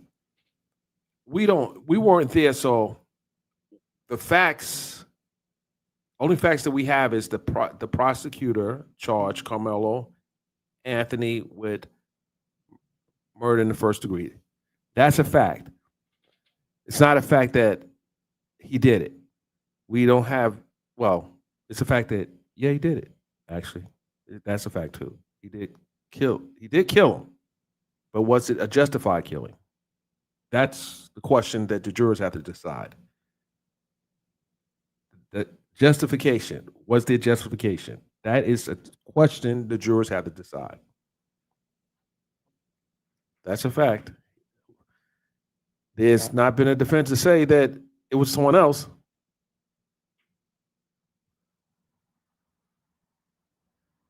That's a fact. We're not going to play games here. But as far as statements like his school history, we don't know that's a fact. We don't know he was ever accused of bringing a knife to school. We don't know, certain things I don't know to be facts. These are people can write articles and imply things, but until the school records and or any reprimand that he may or may not have received, we don't know that until testimony starts. So, and some of this, I'll be honest, some of these things are done to poison the jury pool. They're said to poison the jury pool. So we don't know any of this stuff yet, but we'll find out what is being asked during voir dire of these jurors.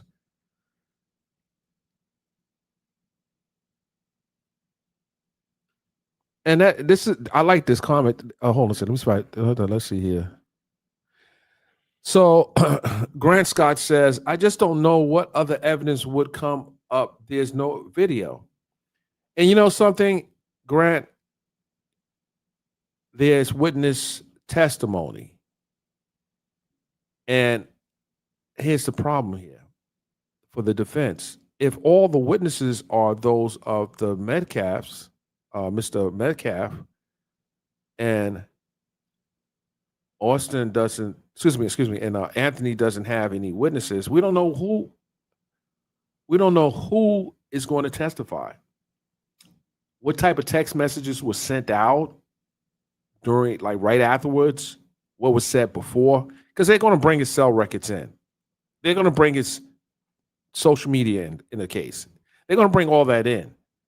And that's what the jurors are going to look at. So we don't know what was said before, what was said afterwards.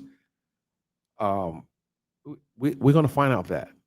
And then what these jurors are going to have to decide is what would they have done in a similar situation? How would they have handled it? Now, if I was in the room, and this is my opinion. If I was posed with a similar situation,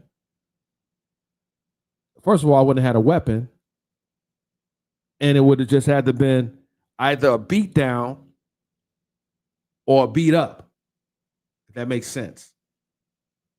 But I wouldn't have had a weapon on me. So I can understand how the family of the Metcalfs feel. Like I can truly understand. I can truly understand how the family of the Metcalfs feel. You know, no one wants to lose a loved one to violence. So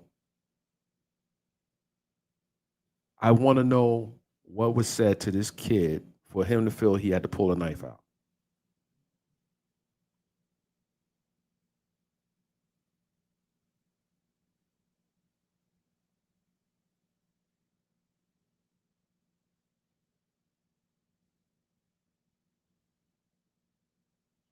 Okay, let me get your comment off, Eric. Y'all wilding out in the comment section. I see some. Listen. Certain comments are never. No, listen. Let's see here. Let me get Grant off of here. I've read one of the witnesses' statements on the police report, but we will see. Okay.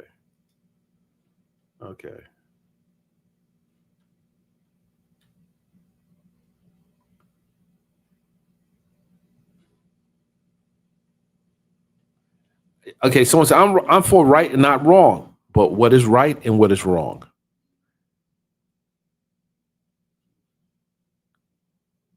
And I agree with that too. But where did the hurt come from? If you're cornered, if you're in the corner and you got a pack of wolves about to attack you, what are you going to do? I'm just saying. This is just an analogy here. If you're in a corner and you can't, nowhere you can go, you got to get out of there, and they all about to gang up on you, you got to push somebody back. This could have ended very badly for Karmelo Anthony as well. Did they surround him? Were they threatening him? What was the energy in that moment? What was the energy in that moment? Ladies and gentlemen, I have Mr. Donta Jackson. Talk to me, Donta. What's up? How you doing, sir? Good morning. Good morning. Good morning. Good morning. How you doing? Good. I'm doing good. I'm doing good. So where you at? I'm in North Carolina here. So where you at, sir? I'm in New York City. Talk to me about this case. What's your thoughts on it, sir? Yes, sir. I just want to make it clear. I'm a blogger and social media influencer myself. I just want to make it clear that, first of all, it's a terrible situation, terrible outcome. Don't condone no violence whatsoever. I've worked with youth before in different situations and encounters of bullying and social media and putting them together and just trying to have a better outcome on any situation. Hold on a second. You got Santos Cruz. You got to turn your camera on, man. Turn your camera on. I'll bring you back up. Go ahead. Okay. And I just believe in one big outcome of this whole situation is the self-defense topic. It's kind of hard to justify a person to tell them how to defend themselves. I'm not saying it's right in the situation of what he did. Like the young lady just came up earlier. She was like, well, if he just wanted a fist fight, let's do a fist fight. If you approach somebody aggressively or whatever the situation was, I don't know, I wasn't there, but whatever the situation was, when a person chooses to defend themselves or stop you from harming them, they go into the defective system of how to defend themselves. For example, because there's two ways to look at this story. The young man saw the guy up under 10. He felt like he wasn't supposed to be there. He felt like you weren't in the right selection or whatever. Okay, the first thing I would have probably told my son was get administration, get authority. Whenever you take matters in your own hand or something now, especially with this generation, it's always a bad outcome. If I'm walking into a bank and I know a guy's in there robbing a bank, I'm not going to go in there and try to stop him. I'm going to stay outside, contact authorities.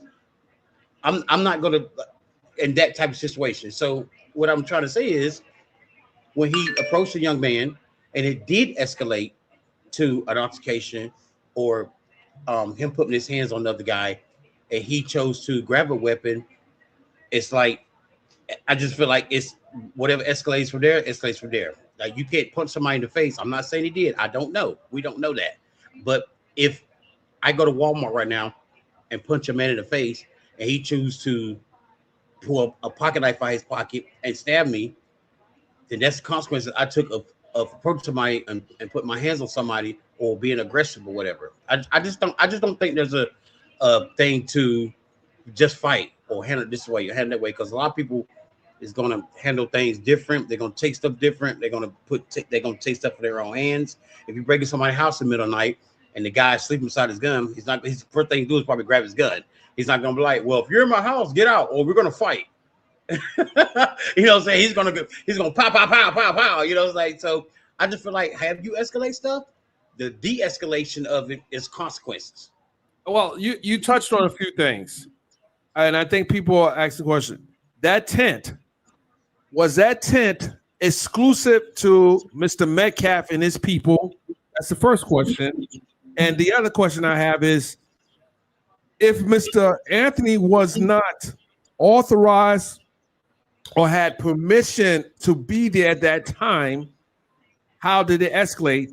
And my last question is, was this a case of a pack of people about to gang up on him, and that was his only way to get out of that situation?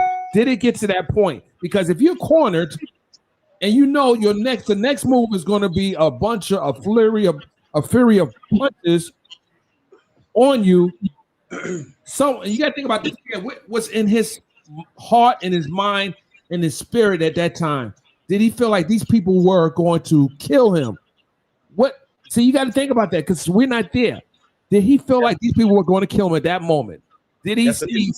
That's a defense mechanism. That's what I'm saying. Like, if two guys walk up to me and I can defend myself, but if, like I said, if you have a weapon on you, the first thing in mentality is use that first. Yes, we can fight. Yes, we can square up.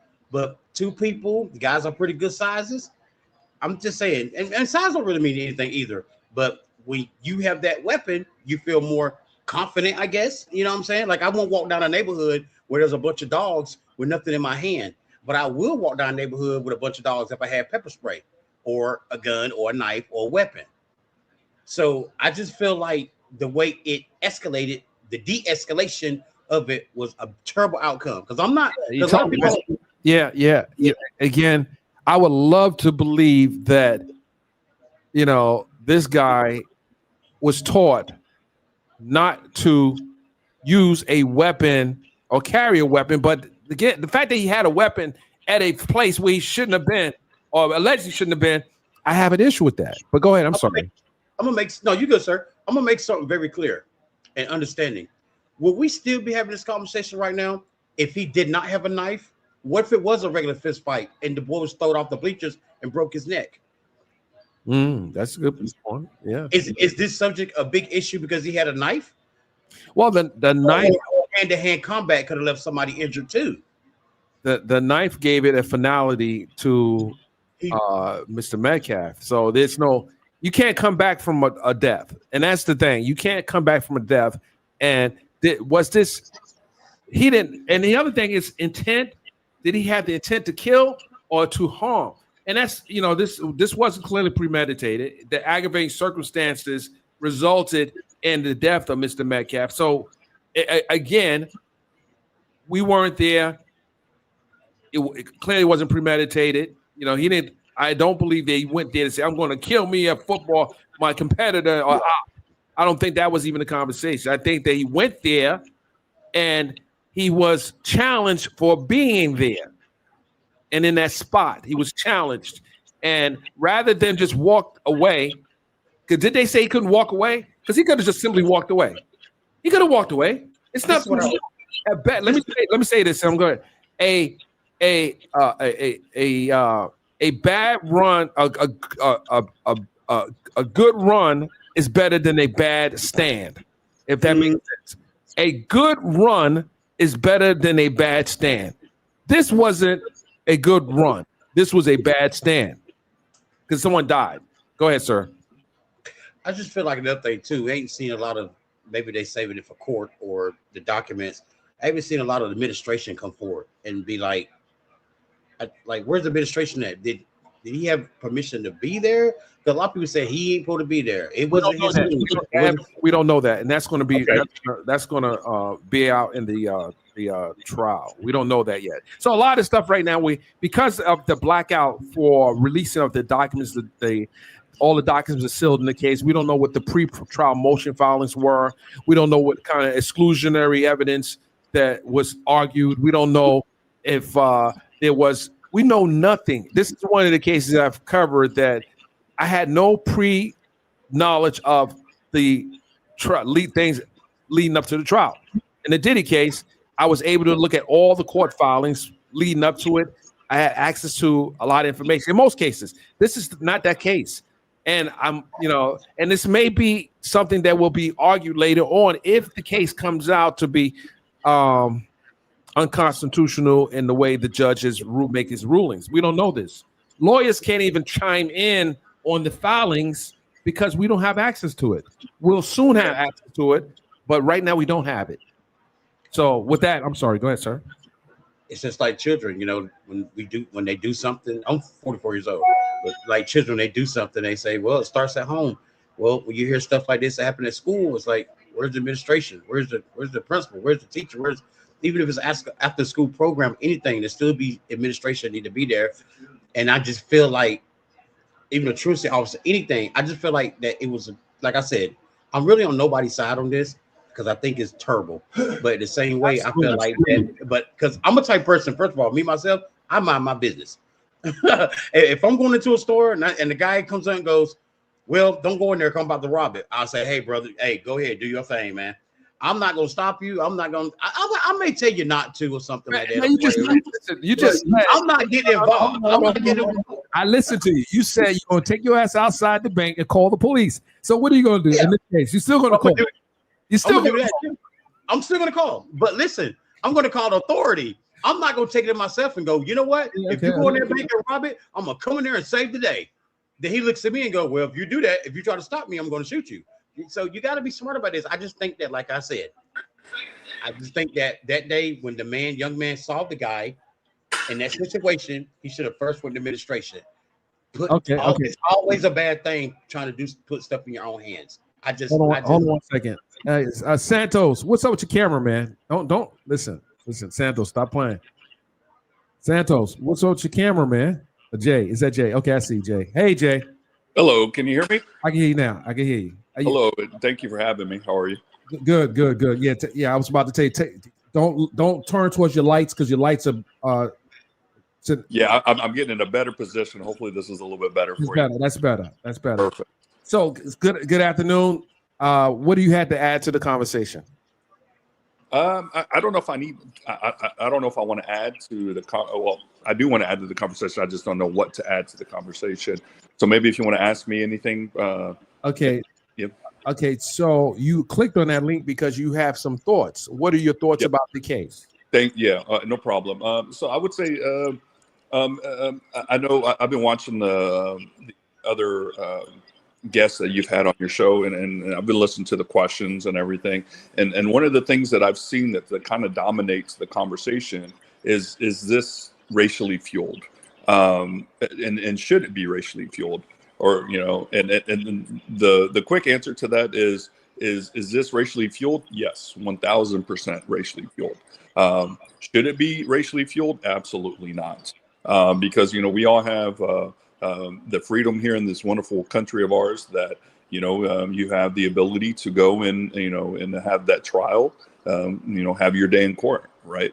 So I think until we understand all the evidence, where, once it's, shown in the trial of the evidence and the jury and the people come up with their own perspective on all the evidence and all the witness testimony, then I think people can make their own assumptions to that. Because you and I know that right now there's so much information out there that you can research, you can read articles, but at the same time, whenever you do read those articles, you don't know what's true or not. So I think what can help people to feel unbiased and to stay kind of neutral is to kind of flush that all away and just wait for the trial to start. Which I think you were saying it starts on Thursday. For some reason, I thought it was today, but today is jury selection. Today is just picking up the jury. Voir Dire, I don't know how many jurors. We'll find out during the break when they come out. And here's the other thing people should realize is this judge has some of the strictest guidelines for even the movement in the courtroom and leaving. If you walk out, for example, and this hasn't been amended yet, but my last communication with the court is if you walk out during this process, they will not let you back in until there's a break. So if you have bad bladder or whatever the case is, you're just, hopefully you don't. Again, people they got to take medicine. It's different variables here, but you won't have the opportunity to walk out. With that said, trial is slated for Thursday. Testimony should begin. So what we have today and Wednesday, because I've heard talks they may not be court tomorrow, which is weird because we are now trial in the trial of Karmelo Anthony. My question to you: You said 1,000% racially charged. This is racially charged. Yes. Have you heard through? I'm sure you have because you're on social media. Why are you from Texas? Yeah, I am. Mm-hmm. You're from Texas. Yeah. What is your thoughts about what the official charge has been and whether or not you believe that there's a possibility of justification in the death of Austin Metcalf and or the guilt or innocence of Mr. Anthony? See, and that's kind of tough to answer. And again, it's because of all the information that's out there that could be accurate or it could not be accurate.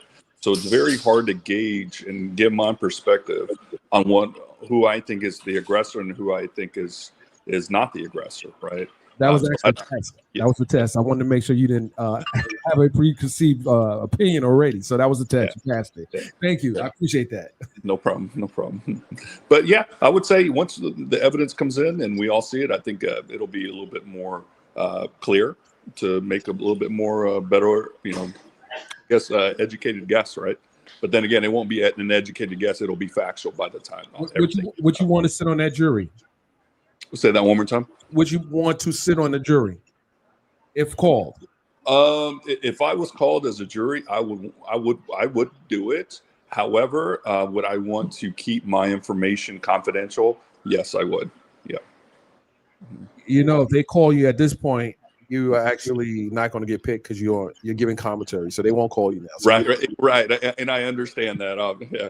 So it's actually for everybody that's on any sort of live news or you answer questions, because years later from now, right, they can look at this information and they can exclude you from jury selection and from other things that you may want to be later on in your career. So just food for thought. I would say that.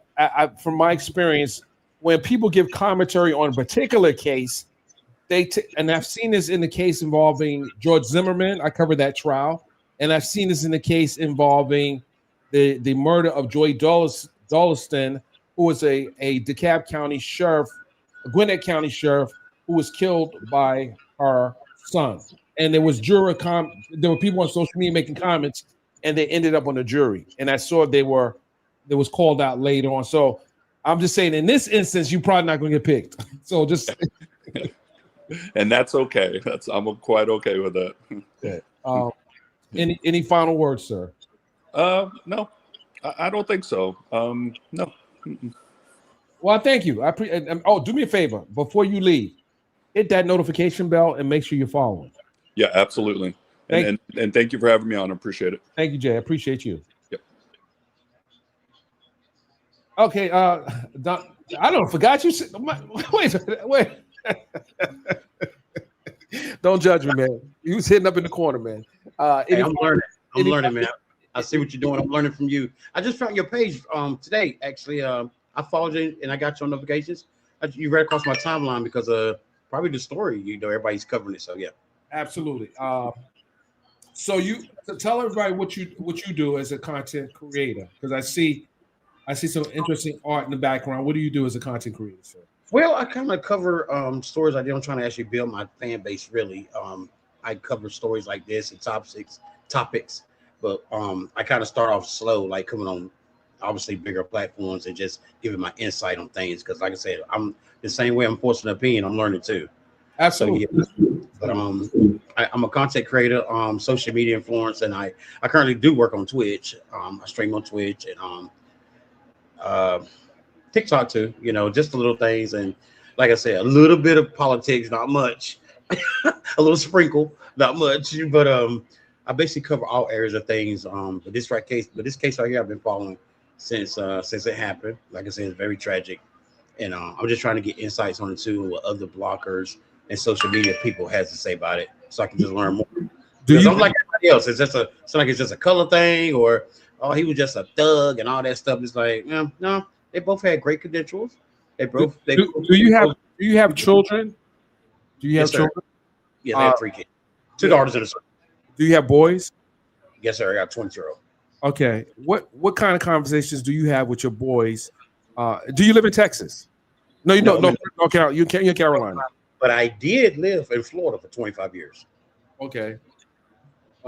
Florida's interesting. And my children are interracial as well. So just like the other lady that was up here having a conversation about that, you hate to touch on subjects like that because you just want to be all as one. You don't want to be black and white boy and black boy. You hate always significating like topics of a crime. I don't feel like a crime has a culture or a color. Anybody can be a bad person. Same thing in politics. Anybody can be a bad person. It don't matter this side, that side, left, right. Anybody can be a bad person. Crime comes in all shapes, sizes, forms, country, backyard, city, state, river, mountain, valley. It doesn't matter. It goes down. But the thing I always told my son was just always be smart, know your surroundings, treat people with respect. And, my kids ain't troublemakers. My 2 current kids are in school, hopefully going to go and finish college. They're athletes. My son is a construction worker. And I just feel like that I've always just told him to, like my father raised me, just stay forward, mind your business, stay tuned into yourself, focus on yourself, achieve your goals, and people around you. They got to be with you or they're not. Like your circle is your main thing. Your circle, who you keep around you is very important, and who you keep in your presence. All right, I'm gonna keep you up. Dante. I'm gonna keep you up here. Sure, bro. I'm good. I'm learning. Well, what's happening? Don't drink too much of that water now. Hey, you gotta stay hydrated. I need some right now. As a matter of fact, hold on. Go ahead. Me too. Right. Cheers. Go ahead, Will. So, what's your thoughts on this case? And have you formed an opinion one way or the other? I've formed an opinion, but the opinion I formed is not one that a lot of people like. Which, by the way, let me be graciously hospitable. Salute to you, Mr. Dennis Byron. Appreciate you for having me up here. Salute to the brother Dante Jackson. Hello to everyone in the chat. My name is Will. I'm on the Save Life podcast. But yes, I formed an opinion on this case. A lot of people didn't like it because I told everybody to be quiet and don't formulate one just yet. I have a history of covering these cases and actually being involved in a few trials myself. And I always tell people, wait until you get all the facts before you draw a conclusion, and do not let the news or racial disparities or any type of political affiliations try to draw you to a conclusion that does not have all of the evidence. So in this particular case, I hate the way that it was really covered, and I hate the way that it was really brought to the fruition, because the first thing that came out was this is a racially driven case, and I'm just like, why did we have to go there? And once you incite that this case is based on race, that's when I knew that it was going to be a bad storm of just nonstop misinformation or misrepresentation from both sides, however you look at it, whether you're a supporter of Karmelo or a supporter of Austin Metcalf. I would agree. This is a highly charged case, racial case, in that it's not, when I say racial case, you have a black guy who, and it's the thing we can't ignore. He's out on a bond on a murder one. Think about that for a second. And I know it's people of color that rarely happens on a man or murder one. You're fighting that case from behind the wall, as a detainee. This case is, is an anomaly in that this judge saw something that gave her the gumption to order him free with a $250,000 bond. She took the flag behind it, but now guess what? He's now able to fight the case. And I'm gonna tell you something. If you're fighting a case, you best want to fight it from the street than from inside, because now you can work freely with your attorney without all the, I don't know, you might have had to been, well, I know lawyers can see their client, but I don't know what type of in-person contact they would have really had in Texas. But with that said, this case, like, we're actually seeing something that really rarely happens, that a black man, a young man, is fighting his case from the street, being charged with murder one. Don't let that miss you. This is a murder one case. Like, they didn't charge him with like multiple counts of, manslaughter. This is they're going for the whole boat. They want to get him convicted of a murder one, and he's free. And that's what people don't understand. He's free, but he has conditions now. He's not just walking the street. He has an ankle monitor. He can't leave. The judge is very clear on what he cannot do. But so in that sense, people are believing that he shouldn't have those benefits that people that don't look like him typically have. Would you agree? Well, I say one that I agree with you, is extremely rare. But I understand, and this is something I've always argued with people for years, that when it comes to court, it's not about right or wrong, it's about what you argue. Now, whatever arguments was made to justify why it is that judge let him out on that bond and let him be at home, it was definitely rare to me.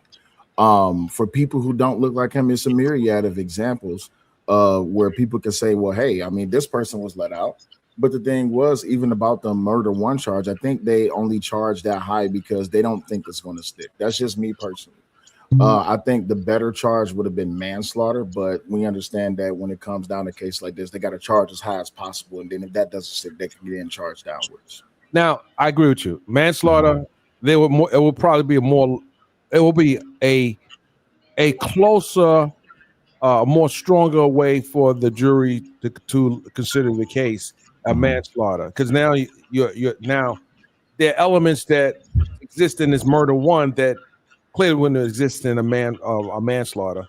So I had attorney LawyerBae on, and I asked a similar question. I don't know if you were able to see that part, but depending upon what is testified to, the judge has the responsibility to charge the jurors appropriately, and the prosecution may want that to be part of the charging of the jurors, that maybe you can consider a lesser included offense, because right now when you need 12 people to disagree on murder one. If you get 11 people, he's acquitted. So you need 12 people to unanimously agree on the outcome, guilty or not guilty. Excuse me. Here's the thing I didn't understand. If he argued at the beginning self-defense, why is it automatically a murder charge? Well, he can argue anything he wants, but the prosecution has the right to charge what they want to charge, because he can say that, because that's a defense that he has to put up during a trial. He can say self-defense, but again, that has to be argued as part of his defense in the case. But the prosecution can charge him with murder one. He can say whatever. He can say he wasn't there. He didn't do it. Those are defenses.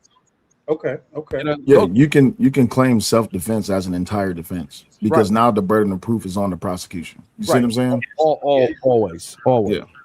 Yeah. So I think he was about to answer a question. I'm sorry, Will. No, go ahead. You got it. So we just had to wait and see. This is a case that no one knows anything because of the limited release of information, and we won't know anything until testimony starts on Thursday. So right now we're just kind of speculating what it could be. In my experience in covering these type of cases, if I had more information, I could give a better analysis on the possibility of how jurors can view the evidence based on some of the pretrial motions that have been filed and ruled on by Judge Roach. Yeah, one of the grand cases. Actually, this happened on an episode of my show. Because one of my, I would say, fellow content creators, they came up and they knew that I was a part of moderating the what was the boy's name? The one they say with the AR-15. I can't remember his name at the moment because that was so long ago. Which one? The one they said that he carried an AR-15 across state lines. Kyle Rittenhouse. Kyle Rittenhouse. I thought about that as well in his defense. Yeah. So a fellow content creator came to my platform and he said, well, you supported Kyle Rittenhouse. I said, no, I didn't support Kyle Rittenhouse. I supported the truth. They was like, well, he was down there, I'm being YouTube safe, deleting African Americans. I said, you do understand that never happened, right? And see, this is what I mean by when people put out misinformation or they sensationalize their arguments based on their political affiliations or race relations, we have to make sure we put the correct information out. Absolutely. When it came down to this Karmelo Anthony case, the only thing that we have that's a fact is Austin Metcalf is he is deceased. We have the statement from Karmelo Anthony, we have the statement from the school resource officer, and we have the statement from the police officer. That's it. That's the only evidence. That's the only facts that's resounding in this case. Everything else is just speculation. Right. And it's not enough to convict. It's not enough to convict right now. We don't have the information to convict. Correct. What about his brother's testimony? Or to find him not guilty. I'm sorry, Dante. Yes, sir. What about his brother's statement as a witness? What about that? That's a key witness right there. Well, I mean, that could be a powerful witness. It could, absolutely. Again, because the only thing they have on the other young fella is his word against his word, basically. But the other twin brother has a witness. He's a witness. He was right there. He's a key factor. So they do have a statement for him. So that's going to play a lot. Definitely. They have a statement from not only the brother, but also everyone else that was in the vicinity as well. You see what I'm saying? So the thing is, even like with the statement from the brother, because I got into an argument about this. The notion that they was trying to bully him, and I said, where'd you get that notion? Oh, well, they was trying to jump him. I said, where'd that notion come from? Oh, from what he said in the interview. Okay, so he says something. Think about this. If he says it in the interview, he's giving his this is already putting his version of it, what his account is. No different than the brother is putting his account. So they both have accounts of what happened. Now the question is, who will the jurors believe? Thank you. Right. That's what it falls down to.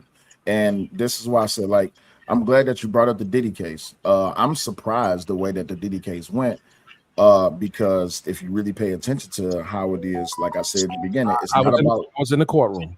26 in the courtroom. Yes, I covered the Diddy trial. I was in the courtroom. Yes. So the thing about it is, it's not about right or wrong. It's about what I think Diddy should have went away for. They could have charged Diddy with a whole bunch of things, but they focused on his. Hold on. What do you mean they could have charged him with a bunch of things? You have information that he No. Oh, no, what I'm saying is they could have charged him with whatever it is that they wanted to charge him with. But the thing is that they tried to charge him with, and then try to say it was a RICO charge. I'm just like, you do not understand that's not going to stick. Like if you read through the criteria of what's needed to be met to even get him on RICO, right? Everything they was charging him with was not going to stick.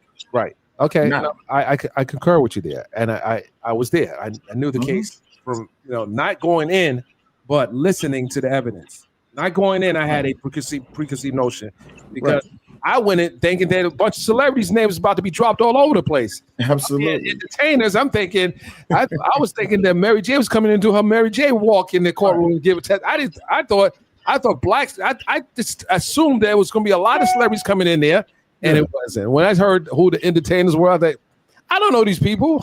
Right. So, but the reason I brought that up is because, like, looking at this the Karmelo Anthony case, right? It's a lot of things that could have been that's going to come up, that could have been charged with, that's going to come out. And the thing is like you said, that jury of 12, you have to convince a jury of 12, not 11, 12, that either your argument is that he did this, or the defense is this was self-defense. Literally, they don't have to give any other thing other than this was self-defense.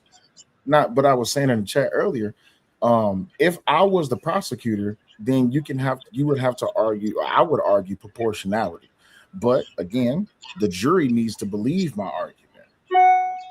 Right.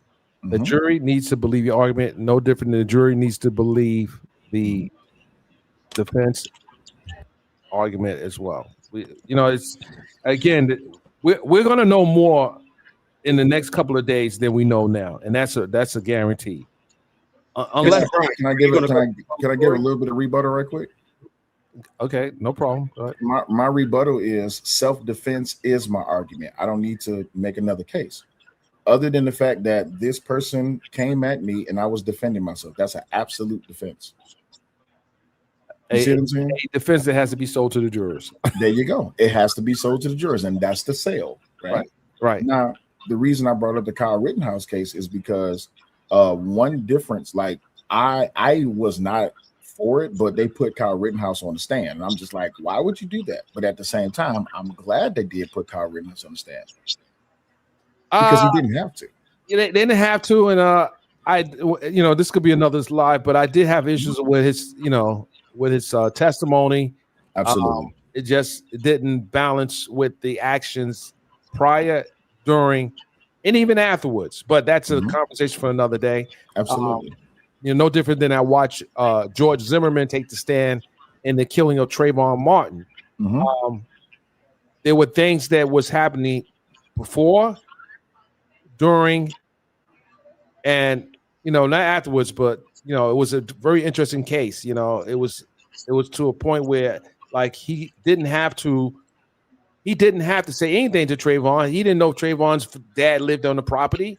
He just decided that because he was wearing a hoodie, walking in a community that he didn't see before, and he thought he was somebody that, because he had a hood on. It's just weird. People have these perceptions of people because of the way they dress, and that's not fair. That's just wrong. And obviously, from my perspective, jurors got it wrong, and clearly based on what he's done afterwards, yes, it kind of proved the point many people have already felt.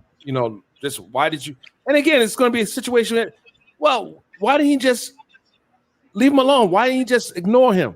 Right. They're going to say, in this case, why didn't Karmelo not just leave the tent when they said get out? That's an invitation to leave. Well, he didn't have to leave the tent. Well, there was no restriction that he couldn't be under the tent, not due to inclement weather. There was no restriction from that. Again, I said earlier, a good run is better than a bad stand. There you go. Was that the mountain he wanted to die on? Like, pun intended. But you make these decisions, and again, he's 17 years old. 17 years is pretty smart. I was smart at 17. I wasn't, a Rhodes Scholar, but I was pretty smart at 17. I would weigh the risk with the gain. I would not just, if you know that you are the only person that is unwanted there. And I don't know the evidence. I'm just, if that is the case, we don't, in that moment, you don't know what was happening. You don't know if he was cornered. You don't know if they said, "Nigga, get out! What are you doing here? We don't got no nigga." I'm excuse me the term, but you don't know what the conversation was. You don't know what his history was. With that, ladies and gentlemen, I just got a text. I got to run. I appreciate both my guests and the ones that were on prior. We will be back here. Do me a favor, Will, before I leave. Hit that notification bell. Follow, and you too, Dante. I appreciate you both coming up. I got you, man. I want to say thank you for having me up. Thank you for the conversation. Appreciate both of you. Cover the story with you. I'm willing to learn and grow as much as I can too. Definitely. Absolutely. And this is just the first day. I'll be back shortly. So I'm just waiting for my updates from my team that's inside the courtroom, and then I'll be going live. So Tony, keep your notifications on. I think I'm gonna keep the stream. I don't know if I should keep the stream going. No, I think we'll start a new stream. With that, ladies and gentlemen, I appreciate everyone being here today, and I'll see you on the next live. Thank you. All right, guys. So that, there you have it. I appreciate you guys being here. Again, I had to handle some business, but I appreciate everyone. This has been a very healthy conversation. People were very respectful. They have their opinions. We all have our opinions, but what matters at the end of the day is what the evidence bears. If it bears, for Karmelo, great. If it bears for the state, again, that's what the outcome is. With that, I'll see you guys on my next live.